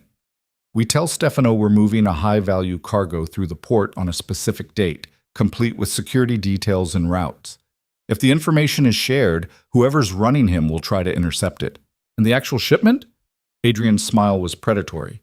"There won't be one, but there will be a lot of very prepared people waiting to see who shows up looking for it." They spent the next 2 days crafting the perfect false intelligence, valuable enough to act on, detailed enough to seem authentic, but ultimately a fiction designed to expose their enemies. Adrian presented it to his senior staff, including Stefano, during a routine briefing about upcoming operations. Elena watched Stefano's reaction carefully. He showed no obvious signs of deception, asked appropriate questions, appeared genuinely engaged with the logistics. If he was compromised, he was exceptionally good at hiding it. Within 18 hours of the meeting, Stefano had communicated with his outside contact. Elena tracked the message through their surveillance systems, watching the information flow from Stefano to an encrypted channel to parts unknown. "He took the bait," she confirmed to Adrian that evening. "Now we wait to see who comes fishing." The trap was set for a Friday night, with Marco and a carefully selected security team positioned around the fictitious shipment location. Elena monitored communications from the villa, looking for any indication that their enemies were taking the bait. At 11:47 p.m., movement was detected near the warehouse. "We have contacts," Marco reported through the encrypted channel. 4 vehicles, at least 12 people. They're setting up for an intercept. Adrian leaned over Elena's shoulder, watching the live feed from the surveillance cameras. "Can you identify them?" Elena zoomed in on the license plates, running them through their database. 2 vehicles registered to shell companies tied to the Castellano family. The others are rentals, probably using false identification. "The Castellanos," Adrian's voice was ice. "They're still testing me, still looking for weaknesses. Should Marco engage? Not yet. Let them move in, let them discover there's nothing there. I want to see how they react when they realize they've been played." They watched as the assault team moved into position, professional and coordinated. These weren't street thugs, they were trained operatives, possibly former military or law enforcement. The Castellanos had invested serious resources in this operation. When the team breached the empty warehouse and found nothing but carefully arranged props, the confusion was obvious even through the surveillance feed. They searched methodically, clearly expecting to find either the shipment or evidence of where it had been moved. "Now," Adrian said quietly. Marco's team moved in with precision, surrounding the warehouse and cutting off escape routes. Within minutes, all 12 members of the assault team were detained, their vehicles secured, their communications equipment confiscated. "Bring them to the processing facility," Adrian ordered. "I want to know who sent them and what else they know about our operations." Elena watched the prisoners being loaded into vehicles, her analytical mind already processing implications. "This confirms Stefano is compromised. The question is whether he's a willing participant or being manipulated." There's only one way to find out. Stefano was brought to the villa an hour later, confused and concerned about the late-night summons.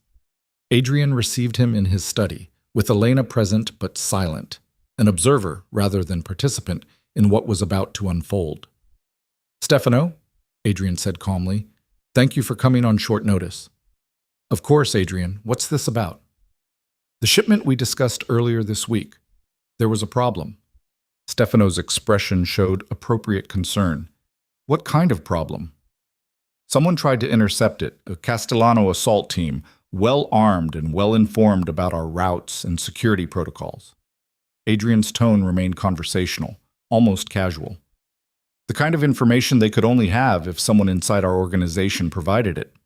The color drained from Stefano's face. "You think I don't think, Stefano. I know. We've been monitoring your communications for weeks."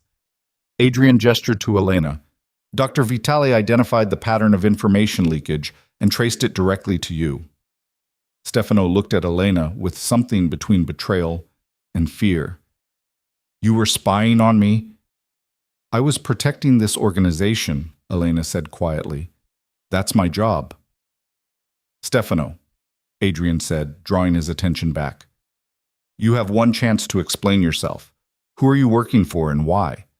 For a long moment, Stefano said nothing. Then slowly, the resistance seemed to drain out of him. "Enzo Constantino approached me after the Rome summit. He said your organization was being corrupted, that bringing in an outsider," he glanced at Elena, "was a sign of weakness. He offered to help me protect the traditional way of doing things. By feeding him intelligence about my operations, by keeping him informed about dangerous innovations that could destabilize all the families." Stefano's voice gained strength, conviction. "She's changing you, Adrian, making you soft, making you think like a businessman instead of understanding that our world runs on respect and fear. And you thought betraying me was the path to restoring proper order?" "I thought," Stefano faltered, "I thought I was saving you from making a terrible mistake." Adrian stood slowly, and the temperature in the room seemed to drop. "You thought 15 years of loyalty gave you the right to decide what's best for my organization. You thought your traditional values mattered more than your oath to me. You thought wrong." "Adrian, please, you're finished, Stefano. You'll provide us with a complete account of everything you shared with Enzo, every communication, every meeting. Then you'll disappear from Naples and never return. If I see you again, if you contact anyone in this organization, if you so much as breathe in a way that threatens my people, you won't get a second warning." It was mercy, and everyone in the room knew it.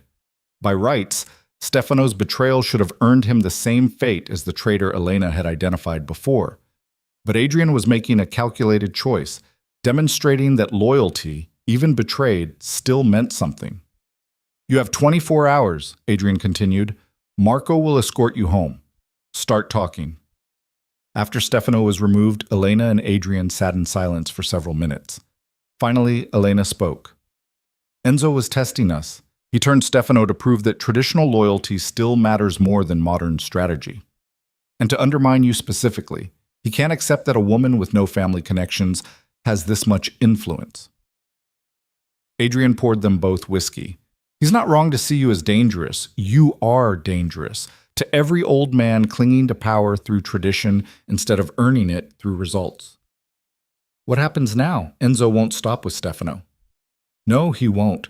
But he also can't move openly without risking the cooperative agreements we established in Rome. So he'll continue testing, probing for weakness, trying to turn my people against the changes you represent." Elena sipped her drink, considering strategies. "Then we need to make it costly for him. Show that attempting to corrupt your organization has consequences beyond just losing an asset." "What do you have in mind?" "Information warfare. Enzo turned Stefano by offering him protection and ideological validation. What if we turn that same approach on Enzo's organization? Identify younger members who are frustrated with traditional limitations, who want more modern operational methods. We don't recruit them as spies, we just plant seeds of doubt about whether the old ways are sustainable." Adrian's expression showed appreciation. "Undermine his authority from within while maintaining plausible deniability. Brilliant. It's also risky. If Enzo discovers what we're doing, it could escalate into open conflict." "Everything worthwhile is risky." Adrian moved closer, his hand finding hers. "We're building something new here, Elena. An organization that values intelligence over tradition, strategy over brute force, innovation over ritual. Enzo represents everything we're moving beyond." "And Valentina? She was part of this, wasn't she? Working with Enzo to test us?" "Almost certainly. She wants to prove I made a mistake choosing you over her, that our partnership is weakness rather than strength." Adrian pulled Elena against him. "She's going to be disappointed." They stood like that for a moment, drawing strength from each other. Then Adrian's phone buzzed with an update from Marco. Stefano had started talking, providing detailed information about his communications with Enzo. "I need to review his debriefing," Adrian said reluctantly. "I'll come with you. This is my fight too." They spent the next several hours going through Stefano's confession, documenting every piece of information he'd shared with Enzo. The scope was extensive but not catastrophic. Stefano had provided strategic insights and operational details, but not enough to seriously damage the organization. "He was holding back," Elena observed, "providing just enough information to maintain Enzo's trust, but not so much that it would destroy you completely." "Conflicted loyalty," Adrian agreed. "He wanted to undermine my new direction without destroying the organization he'd helped build." "That's why you're letting him live." "That's why I'm letting him run. He's more useful as a known quantity in exile than as a martyr to traditional values." Adrian closed the file. "Besides, killing him would give Enzo exactly what he wants. Proof that my partnership with you has made me cruel instead of strategic." Elena understood the calculation. Every decision Adrian made now was viewed through the lens of their relationship, analyzed for signs that his judgment was compromised. Showing mercy, calculated, strategic mercy, demonstrated strength rather than weakness. The following week brought news that shifted the landscape entirely. Carlo Benedetti reached out through encrypted channels, requesting a private meeting with Adrian. The meeting was held at a neutral location, a yacht anchored in the bay, away from surveillance and interference. Elena accompanied Adrian, her presence now accepted as natural rather than controversial. Carlo greeted them warmly, his sister Francesca joining them on the deck. "Thank you for coming," Carlo said. "What I'm about to discuss needs to remain completely confidential." "You have our discretion," Adrian assured him. "Enzo Constantino is planning to retire within the year. His health is failing, and he knows it. But instead of transitioning power smoothly, he's trying to position Valentina as his successor." Elena and Adrian exchanged glances. This explained much of Enzo's recent behavior, the testing, the attempts to undermine Adrian, the ideological warfare against modernization. Valentina doesn't have the family blood or the organizational support to simply inherit Enzo's position, Francesca added. She needs to demonstrate that she can protect traditional power structures, that she understands old-school politics better than younger, more innovative leaders. Which means making me look weak, Adrian concluded, proving that my modern approach is vulnerable to traditional tactics. Exactly. Carlo leaned forward. She's building alliances with conservative factions in every family, promising to restore proper hierarchies and traditional methods. Your organization, with its emphasis on strategy and intelligence, and with a woman in a position of significant power, represents everything she's arguing against. Elena felt the pieces clicking into place. The Stefano recruitment wasn't just about intelligence gathering, it was about demonstrating that traditional loyalty could be weaponized against modern innovation. And the Castellano assault team was meant to show that your new methods couldn't protect against old-fashioned direct action, Francesca said. When that failed, Valentina lost credibility with the conservative factions. They're starting to question whether she can actually deliver on her promises. Why are you telling us this? Adrian asked. Because Francesca and I believe the future of our organizations depends on adaptation, not tradition worship, Carlo said bluntly. We've watched what you've built with Dr. Vitale, a strategic partnership that values intelligence and innovation. That's the model we want to follow, not Enzo's dinosaur approach. You want an alliance, Elena said. We want a coalition. Families that recognize the world has changed, that law enforcement is getting smarter, that technology has shifted the landscape of power. We need to evolve or we'll be crushed by organizations that adapt faster. Carlo's expression was serious. Valentina represents the past. You represent the future. We're choosing the future. Adrian considered this carefully. An alliance against Valentina and her conservative coalition means open conflict within the broader criminal infrastructure. It could destabilize everything we built at the Rome Summit. The Rome Summit already created instability by forcing old and new philosophies into uneasy cooperation, Francesca countered. Eventually those competing visions have to resolve. Better to control how that resolution happens than let it explode chaotically. What exactly are you proposing? Elena asked. A coordinated demonstration of the superiority of strategic thinking over traditional methods, Carlo said. We identify opportunities where innovation succeeds, where tradition would fail. We document it. We share the results. We prove to the moderate factions that adaptation is survival. And when Enzo retires, we support a successor who shares our vision. Valentina gets marginalized, the conservative factions lose their champion, and the future of organized crime in Italy becomes what we make it. It was an ambitious vision, reshaping the power structure of Italy's criminal underworld through strategic demonstration rather than violent conflict. Elena's analytical mind was already processing the possibilities and risks. We need time to consider this, Adrian said. The implications are significant. Take a week, Carlo agreed. But understand, Valentina is already moving. If we don't act soon, the conservative coalition will be too strong to counter effectively. On the drive back to the villa, Elena and Adrian discussed the proposal in depth. The strategic benefits were clear. An alliance with the Benedetti family would strengthen their position significantly, but it also meant choosing sides in a conflict that could reshape the entire criminal landscape. What do you think? Adrian asked. I think Carlo and Francesca are right about the fundamental conflict between tradition and innovation. Every organization faces this choice: adapt or become irrelevant. Elena looked out at the passing coastline. But I also think we need to be careful about how we position ourselves. If we're too aggressive in promoting change, we create enemies. If we're too cautious, we miss the opportunity to shape the future. Balance. Strategic positioning. We support innovation and demonstrate its value, but we do it in ways that don't directly threaten every traditional power structure. We show that evolution is possible without revolution. Adrian reached over and took her hand. You know what this means, don't you? If we align with Carlo and Francesca, if we publicly commit to modernizing organized crime, you become even more of a target. Valentina and her supporters will see you as the primary obstacle to their vision. I know, Elena squeezed his hand, but I didn't choose safety when I walked into your world. I chose purpose. This is what that choice looks like.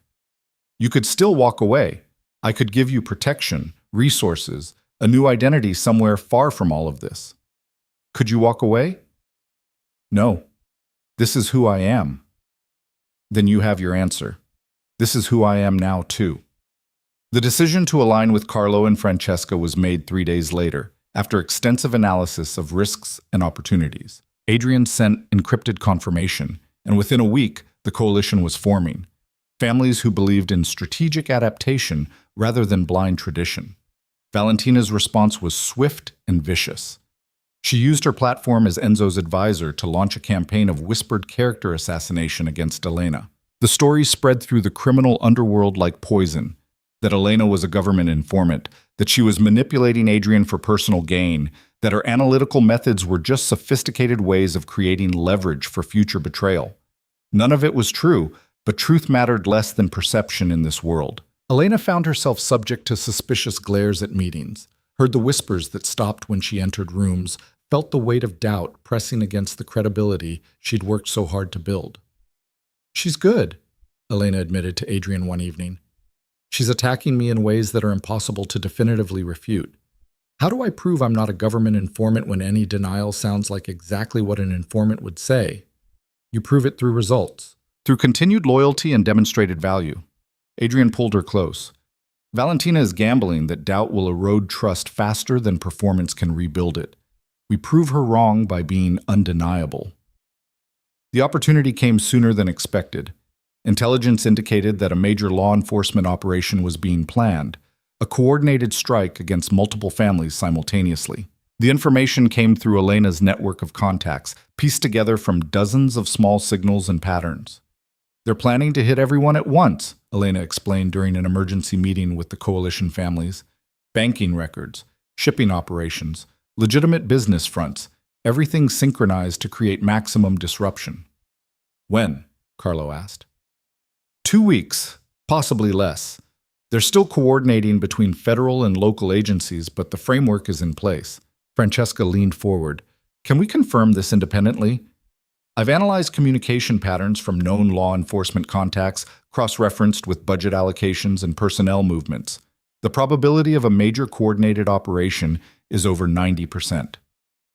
And you trust this analysis?" The question came from one of the traditional family representatives, his skepticism obvious. "I trust it enough to bet my organization on it," Adrian said firmly. "Doctor, Vitalia has never been wrong about pattern analysis. If she says this is coming, it's coming." The coalition voted to implement defensive measures, moving sensitive operations, securing documentation, creating alibis and distance between leadership and actionable intelligence. It was expensive and disruptive, but if Elena was right, it would save them from catastrophic damage. 10 days later, the operation hit exactly as Elena had predicted. Law enforcement moved simultaneously against 7 different families in 4 cities. But the coalition families, forewarned and prepared, had already moved anything incriminating. The raids found legitimate business operations, proper documentation, and absolutely nothing that could support criminal charges. The families who'd ignored Elena's warning weren't as fortunate. 2 traditional organizations suffered significant losses, with multiple arrests and seized assets. The contrast was devastating for Valentina's narrative. Elena hadn't betrayed the coalition families. She'd saved them. Her analysis had been precise and accurate, demonstrating value that went far beyond theoretical strategy. "You destroyed her credibility," Francesca told Elena after the dust settled. "Valentina spent weeks telling everyone you were a government plant. Then you used government intelligence to protect us from government action. The conservative factions don't know how to process that. They'll find another angle," Elena predicted. "Desperation makes people creative."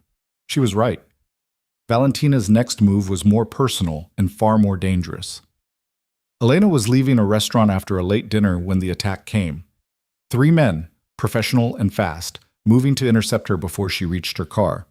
Marco was there immediately, along with 2 other security personnel, and the would-be attackers scattered. But the message was clear. Elena wasn't just a strategic target anymore, she was a physical one. "We're moving you into the villa full-time," Adrian said when he heard about the incident. "No more going back to your apartment, no more predictable routines."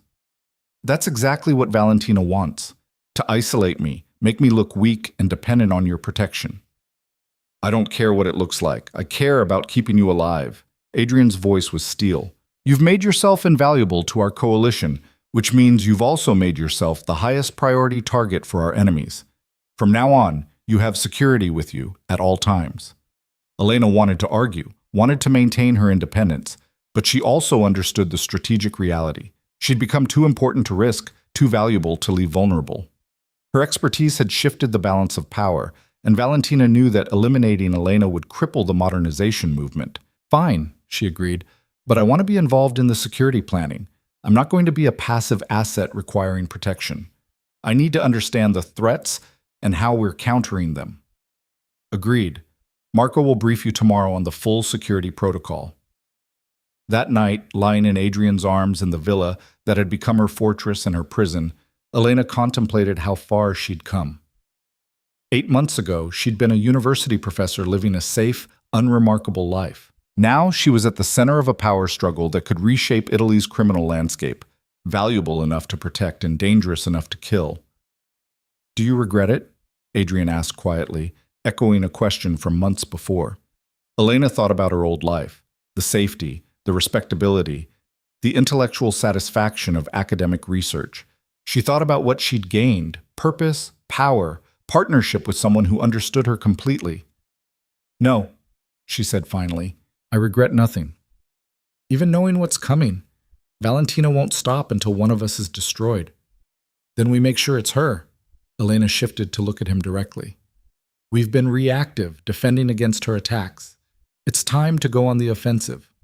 Adrian's expression showed interest and approval. What do you have in mind? Valentina's power comes from Enzo's support and her promise to restore traditional hierarchies. But Enzo is dying, and tradition is losing ground to innovation. What if we accelerate both processes? Explain. Elena's analytical mind had been processing strategies for weeks, waiting for the right moment to propose what she knew would be controversial. We identify the next generation of leaders in traditional families, younger members who are frustrated with conservative limitations. We don't recruit them against their families. We just show them what's possible with modern methods. Give them tools, share intelligence, demonstrate that strategic thinking produces better results than tradition worship. You want to create a fifth column inside the conservative coalition. I want to make innovation so obviously superior that the next generation chooses it naturally. When Enzo dies and Valentina tries to claim leadership, she'll find that her support has eroded from within. It was a long-term strategy, the kind of patient approach that required months or years to bear fruit. But it was also exactly the kind of thinking that had made Elena invaluable, seeing beyond immediate conflicts to fundamental shifts in power dynamics. It's brilliant, Adrian said. It's also exactly the kind of threat Valentina would kill to prevent. I know, which is why we need to be very, very careful about implementation. They spent the rest of the night planning. Two strategists who thought alike, plotting the fall of an enemy who represented everything they'd moved beyond.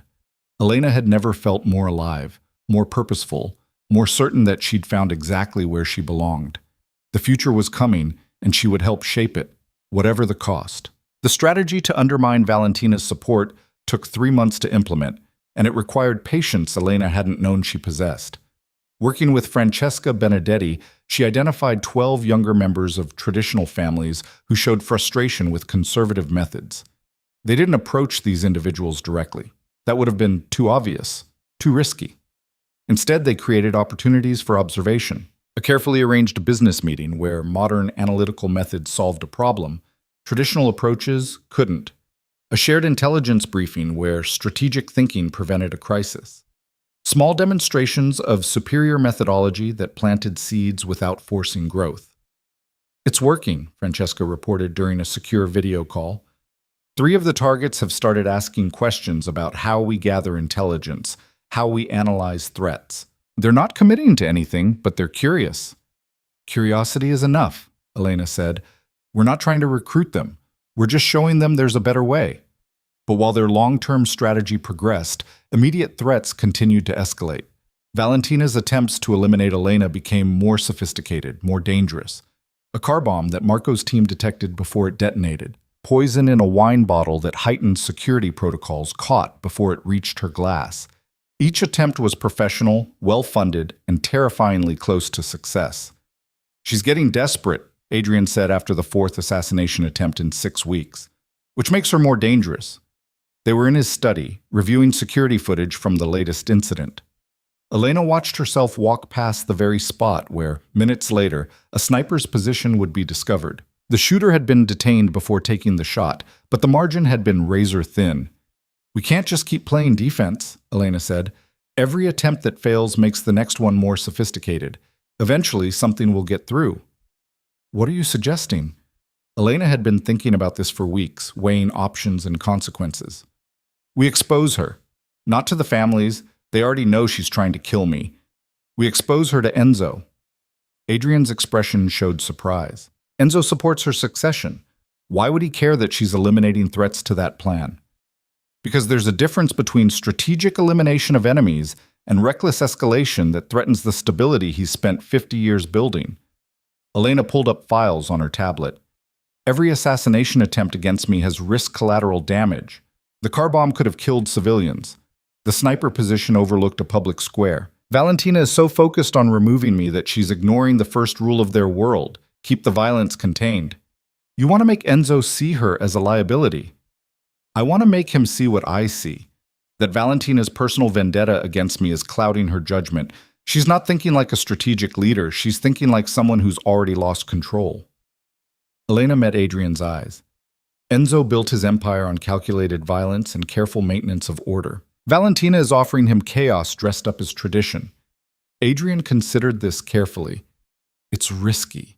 If Enzo doesn't see it our way, we've just revealed our hand without gaining anything. But if he does see it, Valentina loses her most important supporter right when she needs him most. Elena pulled up another file.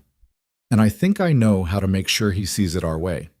The plan required precision and perfect timing. Elena spent 2 weeks analyzing Enzo's communication patterns, understanding how he processed information and made decisions. She discovered that he valued personal observation over secondhand reports, that he trusted his own judgment above advisors when he could verify facts directly. "We need to create a situation where Enzo witnesses Valentina's recklessness firsthand," Elena explained to Adrian and the coalition leadership during a secure meeting. "Not through reports or recordings, but in person, in a context he can't dismiss or rationalize away." "How?" Carlo asked. "We arrange a meeting between our coalition and some of the moderate traditional families, neutral ground, discussing cooperative opportunities that benefit everyone. We make sure Enzo is invited as an elder statesman, honoring his legacy, seeking his wisdom." Francesca caught on immediately. "And we make sure Valentina knows about the meeting, but not the full security details. She'll see it as an opportunity to eliminate Elena in a context that embarrasses the modernization movement." Exactly. She'll plan something dramatic, something that proves traditional methods can strike at the heart of innovation. But we'll be ready. And when her attempt fails in front of Enzo himself, he'll see exactly what kind of leader she really is. "You're using yourself as bait," Adrian said quietly. "I'm creating an opportunity for Valentina to reveal her true nature. There's a difference." The look Adrian gave her suggested he didn't agree, but he also understood the strategic value. "The security requirements for this would be extraordinary. We'd need to protect you while making it appear that you're vulnerable. Marco can handle it. He's been protecting me for months. He knows how I move, how I think. It's still dangerous. Everything we do is dangerous. This is just dangerous with purpose." The meeting was scheduled for a villa in the hills outside Florence, neutral territory that belonged to none of the families, rented through intermediaries and secured by coalition forces. The guest list included moderate leaders from 6 different organizations, with Enzo invited as an honored observer representing the traditional old guard. Elena prepared for the meeting with the same intensity she'd brought to the Rome summit. She reviewed profiles, studied relationships, and planned conversation strategies. But underlying all the preparation was the awareness that somewhere Valentina was planning her death. "Promise me you'll stay alert," Adrian said the night before they left for Florence. "Promise me you won't take unnecessary risks." They were in bed, wrapped around each other in the darkness. Elena could feel the tension in his body, the fear he rarely allowed himself to show. I promise I'll be smart about this. But Adrian, we both know this has to happen. Valentina won't stop until one of us is gone. Better to control the circumstances than wait for her to choose them. I can't lose you. The admission was raw, vulnerable in a way Adrian almost never allowed himself to be. You've become too important, not just to the organization, not just to the strategy, to me. Elena shifted to look at him in the dim light filtering through the windows. You won't lose me. We're too good at this, too prepared. Valentina is smart, but she's also emotional. Emotion makes people sloppy. And us? What are we? Elena kissed him, pouring everything she felt into the connection. Love, partnership, absolute certainty in what they'd built together. We're what comes next, the future she's trying to prevent. The drive to Florence took 4 hours, with security vehicles ahead and behind. Elena used the time to review her analysis one final time, checking and rechecking the logic that had led to this plan. You're nervous, Adrian observed. I'm thorough. There's a difference. Elena. He took her hand, making her look at him. If at any point this feels wrong, if the situation deviates from our planning, you abort. Marco will extract you immediately, and we'll find another way. Understood. The villa was stunning. Renaissance architecture updated with modern security. Elena walked the grounds with Marco, identifying sightlines and vulnerability points, confirming that his team had every angle covered. We'll have eyes on you at all times, Marco assured her. The moment anything feels wrong, we move. Valentina is too smart for a frontal assault. Whatever she's planning will be subtle, unexpected. Then we'll be ready for subtle and unexpected. The guests began arriving in the late afternoon. Carlo and Francesca came first, followed by representatives from the moderate families. Each arrival was screened carefully, their security details coordinated with Marco's team to prevent any possibility of infiltration. Enzo arrived at sunset, stepping from his car with the careful movements of someone whose body no longer kept pace with his mind. He looked older than he had at the Rome summit, frailer, but his eyes were still sharp, still missed nothing. Dr. Vitale, he said when Elena greeted him. Still playing at leadership, I see. Still demonstrating its value, Signor Constantino. I hope you'll find today's discussions interesting. I'm sure I'll find them something. The meeting began with presentations about cooperative intelligence sharing, coordinated responses to law enforcement pressure, and opportunities for legitimate business ventures that could benefit all families. Elena participated actively, demonstrating the analytical approach that had become her signature. She was midway through a presentation on communication security when she felt it, the subtle wrongness that preceded violence. Years of living in Adrian's world had taught her to trust that instinct. Her eyes found Marco's across the room. He'd felt it too. Then the windows exploded inward. The assault was perfectly coordinated. Smoke grenades, flashbangs, attackers in tactical gear moving with military precision. But Marco's team was ready, responding instantly with a defensive formation that put Elena at the center of a human shield. "Stay down!" Marco shouted, returning fire at the attackers. Through the chaos and smoke, Elena saw Enzo hit the floor, protected by his own security detail. She saw Adrian move with lethal efficiency, taking down one attacker who'd gotten too close. She saw the carefully planned meeting dissolve into exactly the kind of violent chaos that Valentina had promised would never happen under her leadership. The firefight lasted 90 seconds, an eternity compressed into gunfire and shouted commands. When the smoke cleared, 3 attackers were dead, 2 were captured, and miraculously, none of the family representatives had been seriously injured. "Elena," Adrian was beside her immediately, checking for injuries. "Are you hurt?" "I'm fine. The security worked exactly as planned." Marco was already interrogating one of the captured attackers, his methods efficient and brutal. Within minutes, he had confirmation. Valentina had ordered the assault, promised it would eliminate the modernization leadership while demonstrating the continued strength of traditional methods. Enzo Constantino stood slowly, brushing glass from his suit with shaking hands. His security chief was reporting damage assessment, but Enzo's attention was fixed on the carnage around him. "This," he said, his voice carrying despite its age, "is what Valentina promised would restore order. This reckless violence in a neutral meeting space, risking everyone present to eliminate one person? Elena approached him carefully, aware that this moment would define everything. Signor Constantino, I'm sorry you were endangered.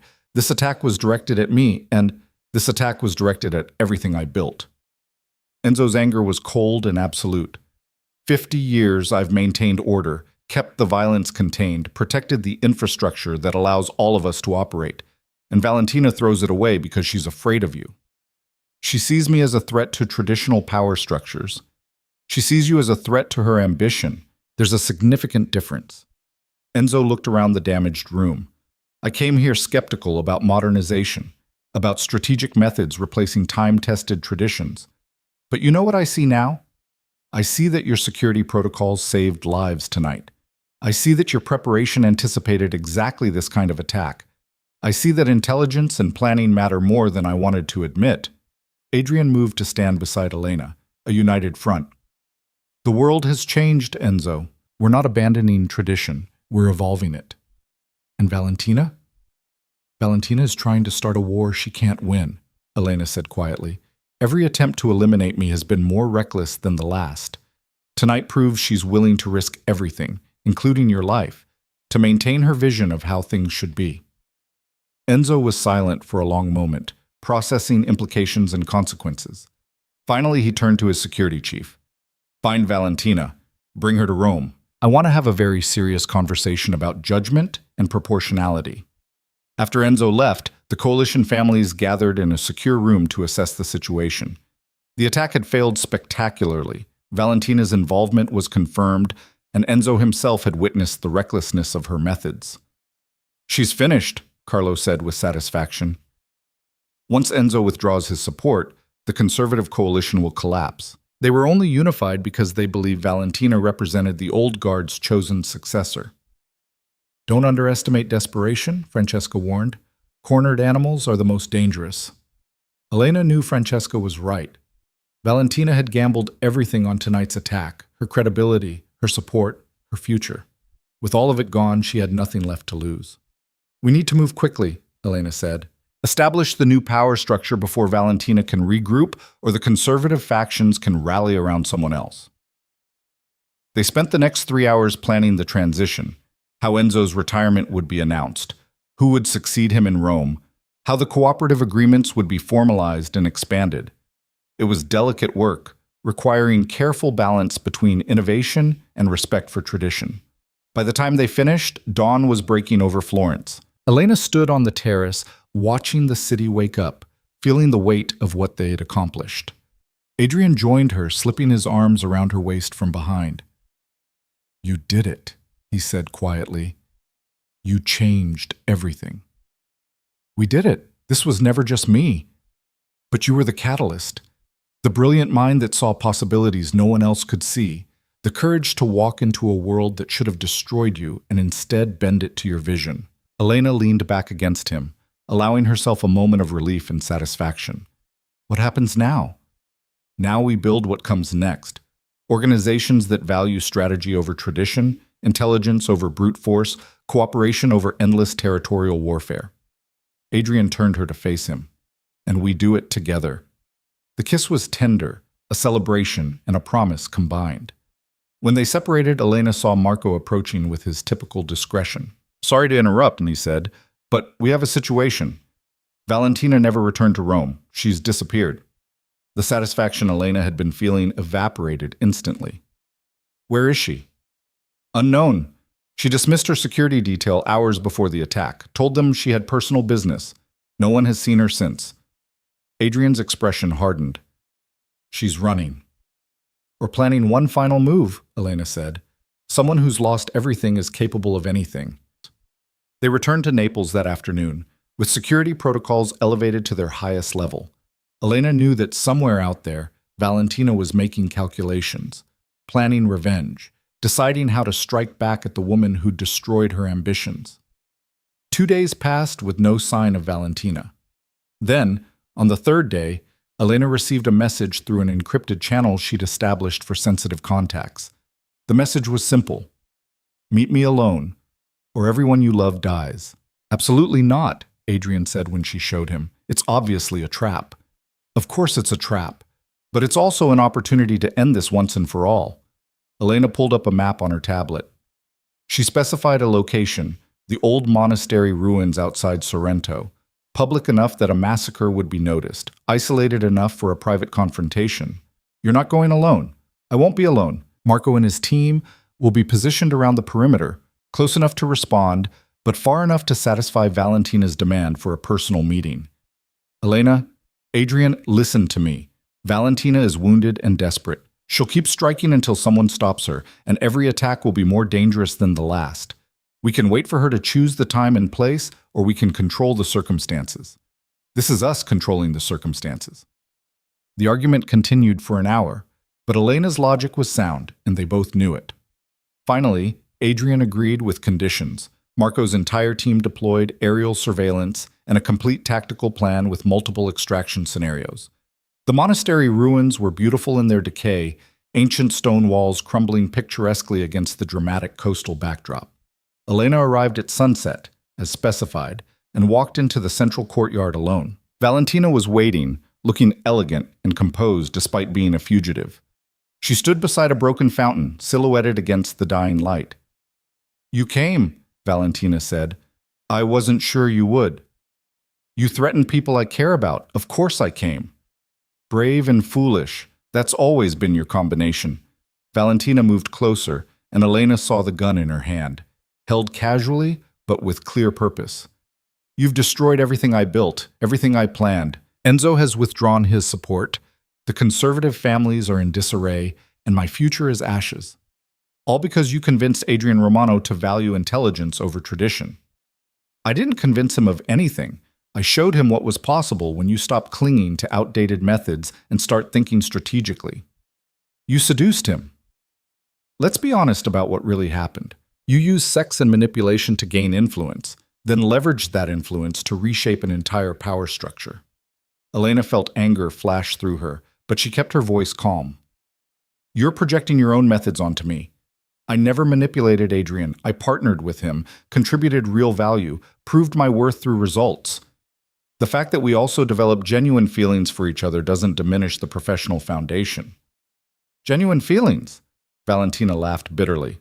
"You actually believe that? You think Adrian Romano, the man who trusts no one completely, who spent his entire adult life maintaining absolute control, has genuine feelings for an academic who wandered into his world by accident? It wasn't an accident. I made a choice, and I've made 100 choices since then to stay, to build something meaningful, to become the person I was always capable of being. And what person is that? A criminal's whore who dresses up betrayal as strategy?" The words were designed to wound, to provoke a reaction. Elena refused to give Valentina the satisfaction. "I'm someone who uses her intelligence to shape outcomes instead of just documenting them. I'm someone who found a partner who values my mind as much as anything else. I'm someone who took power instead of begging for it." Elena took a step closer, ignoring the gun. "I'm everything you could have been if you hadn't let ambition override judgment." Valentina's composure cracked slightly. "You don't know anything about me. I know you were brilliant once. Adrian told me about your relationship, about the strategic vision you shared. You could have built something extraordinary together. Instead, you chose power over partnership, ambition over connection. And now you're here, holding a gun on someone you see as inferior, because it's the only power you have left." "I still have the power to end you." "Yes, you do. You can pull that trigger, and I'll die right here in these ruins. Marco's team will kill you seconds later, but I'll still be dead." Elena held Valentina's gaze. "Is that really how you want this to end? Both of us dead, everything we could have accomplished gone because you couldn't adapt when the world changed?" For a long moment, Valentina said nothing. The gun remained steady, but something shifted in her expression.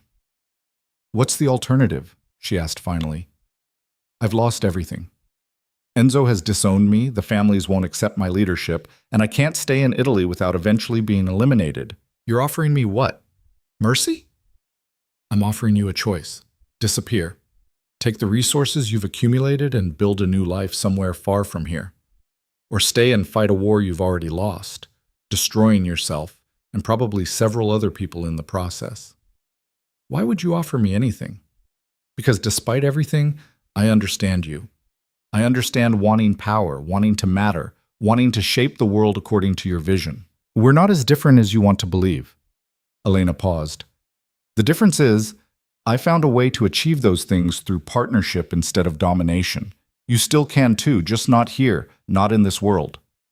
Valentina lowered the gun slowly. "You're serious?" "Completely. Adrian and I discussed this.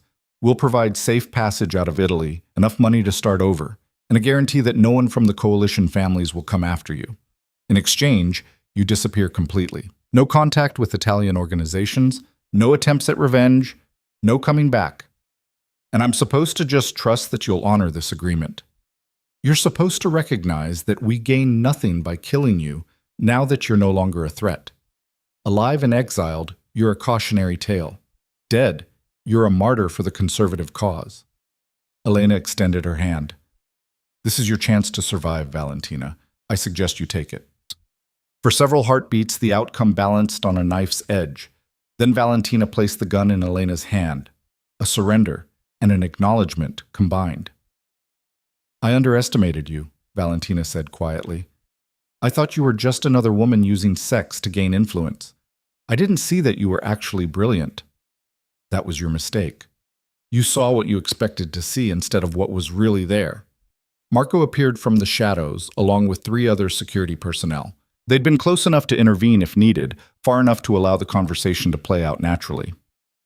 "We'll escort you to the airport," Marco said to Valentina. "A private flight is waiting. Where it takes you is your choice, but it can't be anywhere in Europe." Valentina nodded, her defeat complete, but her dignity intact. As Marco led her away, she paused and looked back at Elena. "Build something worthy of the price you paid for it," she said. "Don't let Adrian's world corrupt what makes you valuable."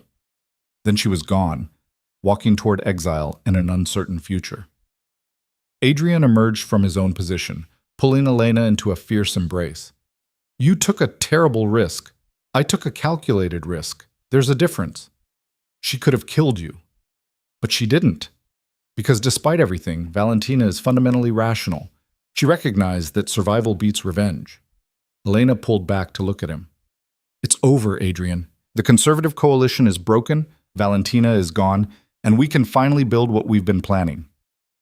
The next 3 months transformed the landscape of organized crime in Italy. With Enzo's blessing, given grudgingly but sincerely, the coalition families formalized their cooperative agreements. Carlo Benedetti assumed leadership in Rome with Francesca as his strategic advisor, implementing many of the innovations Elena had championed. Adrian's organization became the model for the new approach: strategic thinking over traditional methods, intelligence gathering over brute force, long-term planning over reactive violence. Elena's role evolved from secret advisor to acknowledged partner, her analytical capabilities recognized as essential to modern criminal enterprise. The transformation wasn't without resistance. Some traditional families refused to adapt, clinging to old methods even as they became increasingly marginalized. But the overwhelming success of the cooperative approach made resistance increasingly futile. Elena found herself in demand across Italy, families requesting her consultation on strategic planning, communication analysis, threat assessment. She'd become something unprecedented in the criminal underworld, a woman whose expertise commanded respect regardless of traditional hierarchies. But success brought its own complications. The closer Elena became to Adrian's organization, the more difficult it became to maintain any pretense of separation between her professional and personal life. She'd moved into the villa permanently, her old apartment abandoned along with the last remnants of her academic identity. "Do you ever miss it?" Adrian asked one evening as they sat on the terrace overlooking the bay. "The university, the research, the respectability?" Elena considered the question honestly. "Sometimes I miss the simplicity, the clear boundaries between right and wrong, the certainty that I was on the correct side of the law." She took his hand. "But I don't miss feeling invisible. I don't miss knowing that my best work would be read by dozens instead of shaping the world. And I definitely don't miss being alone." "You're not alone anymore." "No, I'm not." Adrian stood, pulling something from his pocket. In the fading light, Elena saw him holding a small box, velvet, antique, clearly containing something significant. "I was going to plan something elaborate," he said, opening the box to reveal a ring set with a deep red ruby surrounded by diamonds. A romantic dinner, a perfect setting, all the traditional gestures. But we've never been traditional, and I don't want to wait any longer. Elena's heart hammered against her ribs as Adrian took the ring from the box. You walked into my world to save your father, and you stayed to save yourself. You've transformed my organization, changed how power works in our entire world, and you've made me believe that partnership matters more than absolute control. He met her eyes with absolute sincerity. Elena Vitale, will you marry me? The proposal was everything and nothing like she might have imagined. No pretense, no performance. Just two people who understood each other completely, choosing to formalize what they had already built. Yes, she said, watching him slide the ring onto her finger. Absolutely yes. The kiss that followed was witnessed only by the stars and the ancient bay, a private moment of commitment before the public declarations to come. Their wedding, held 3 months later, was an event that merged two worlds in ways that would have been unthinkable a year earlier. Legitimate business leaders mingled with criminal family heads. Politicians who officially knew nothing about Adrian's real operations offered toasts alongside men who controlled Italy's underground economy. Elena wore a gown that made her look like royalty, and as she walked toward Adrian through the gathered assembly, she understood that she'd become exactly that. The queen of a kingdom built on shadows and strategy. The ceremony itself was brief, the vows traditional despite everything else about their relationship being revolutionary. When Adrian kissed her as his wife, the applause came from both worlds she now straddled, the legitimate and the hidden, the lawful and the criminal, the past and the future. At the reception, Enzo Constantino approached to offer congratulations.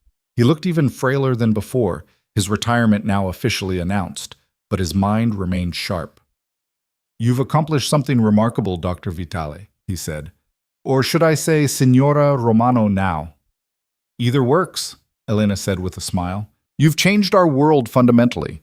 Whether that's ultimately for better or worse remains to be seen, but I can't deny that you've changed it. Enzo's expression became more serious.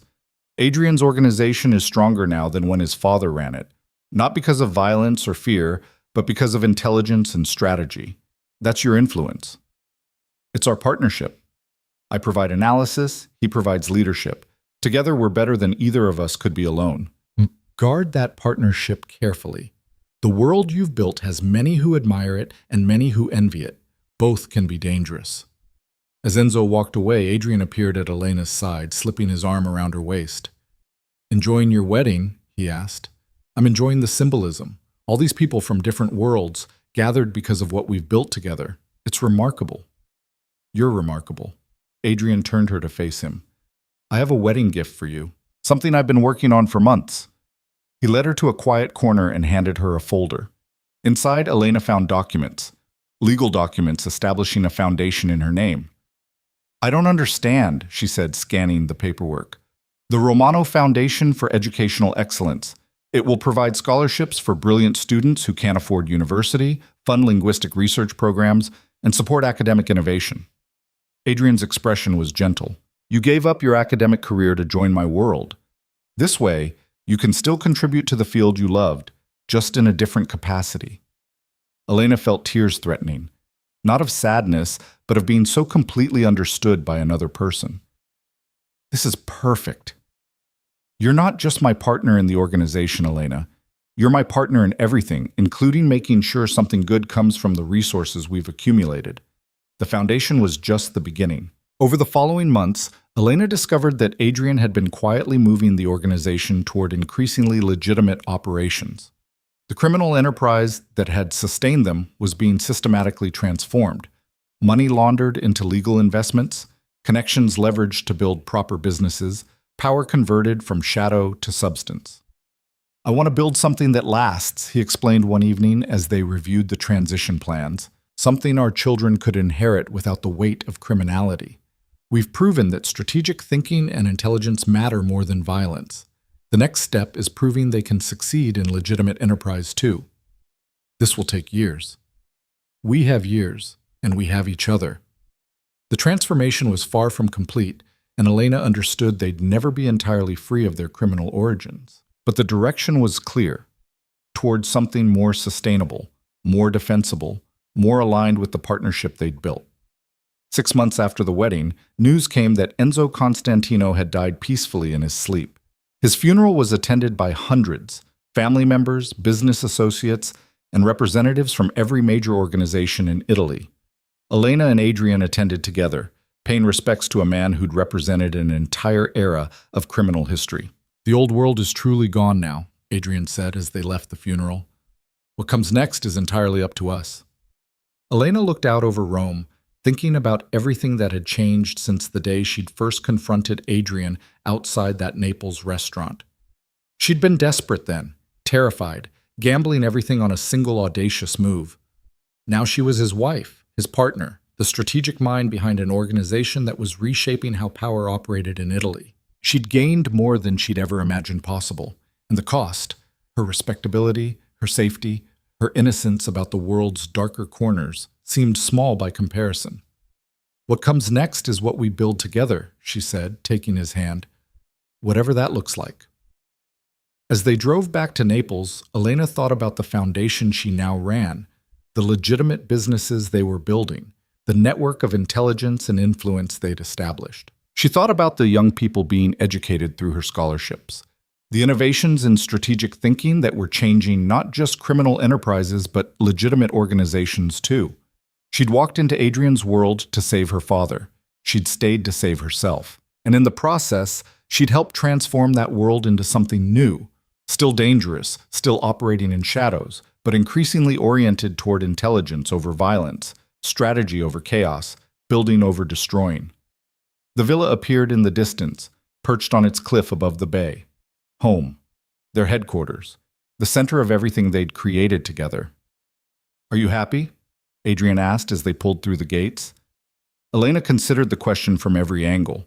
Was she happy having traded academic respectability for criminal complicity? Was she happy living constantly aware of threats and dangers? Was she happy with choices that put her forever on the wrong side of laws she'd once respected? "Yes," she said finally. "I'm happy.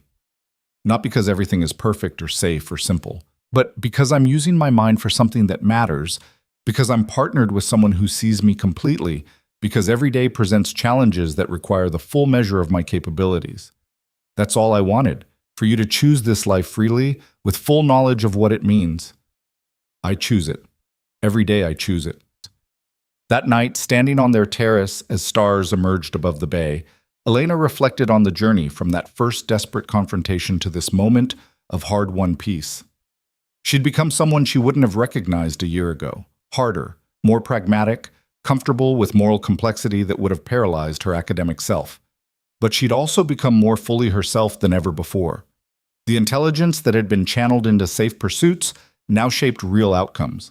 The strategic thinking that had been theoretical now prevented violence and saved lives. The hunger for purpose that had driven her academic achievements now drove the transformation of an entire criminal infrastructure. "I've been thinking about expansion," Adrian said, joining her at the railing. "Not territorial expansion, operational expansion.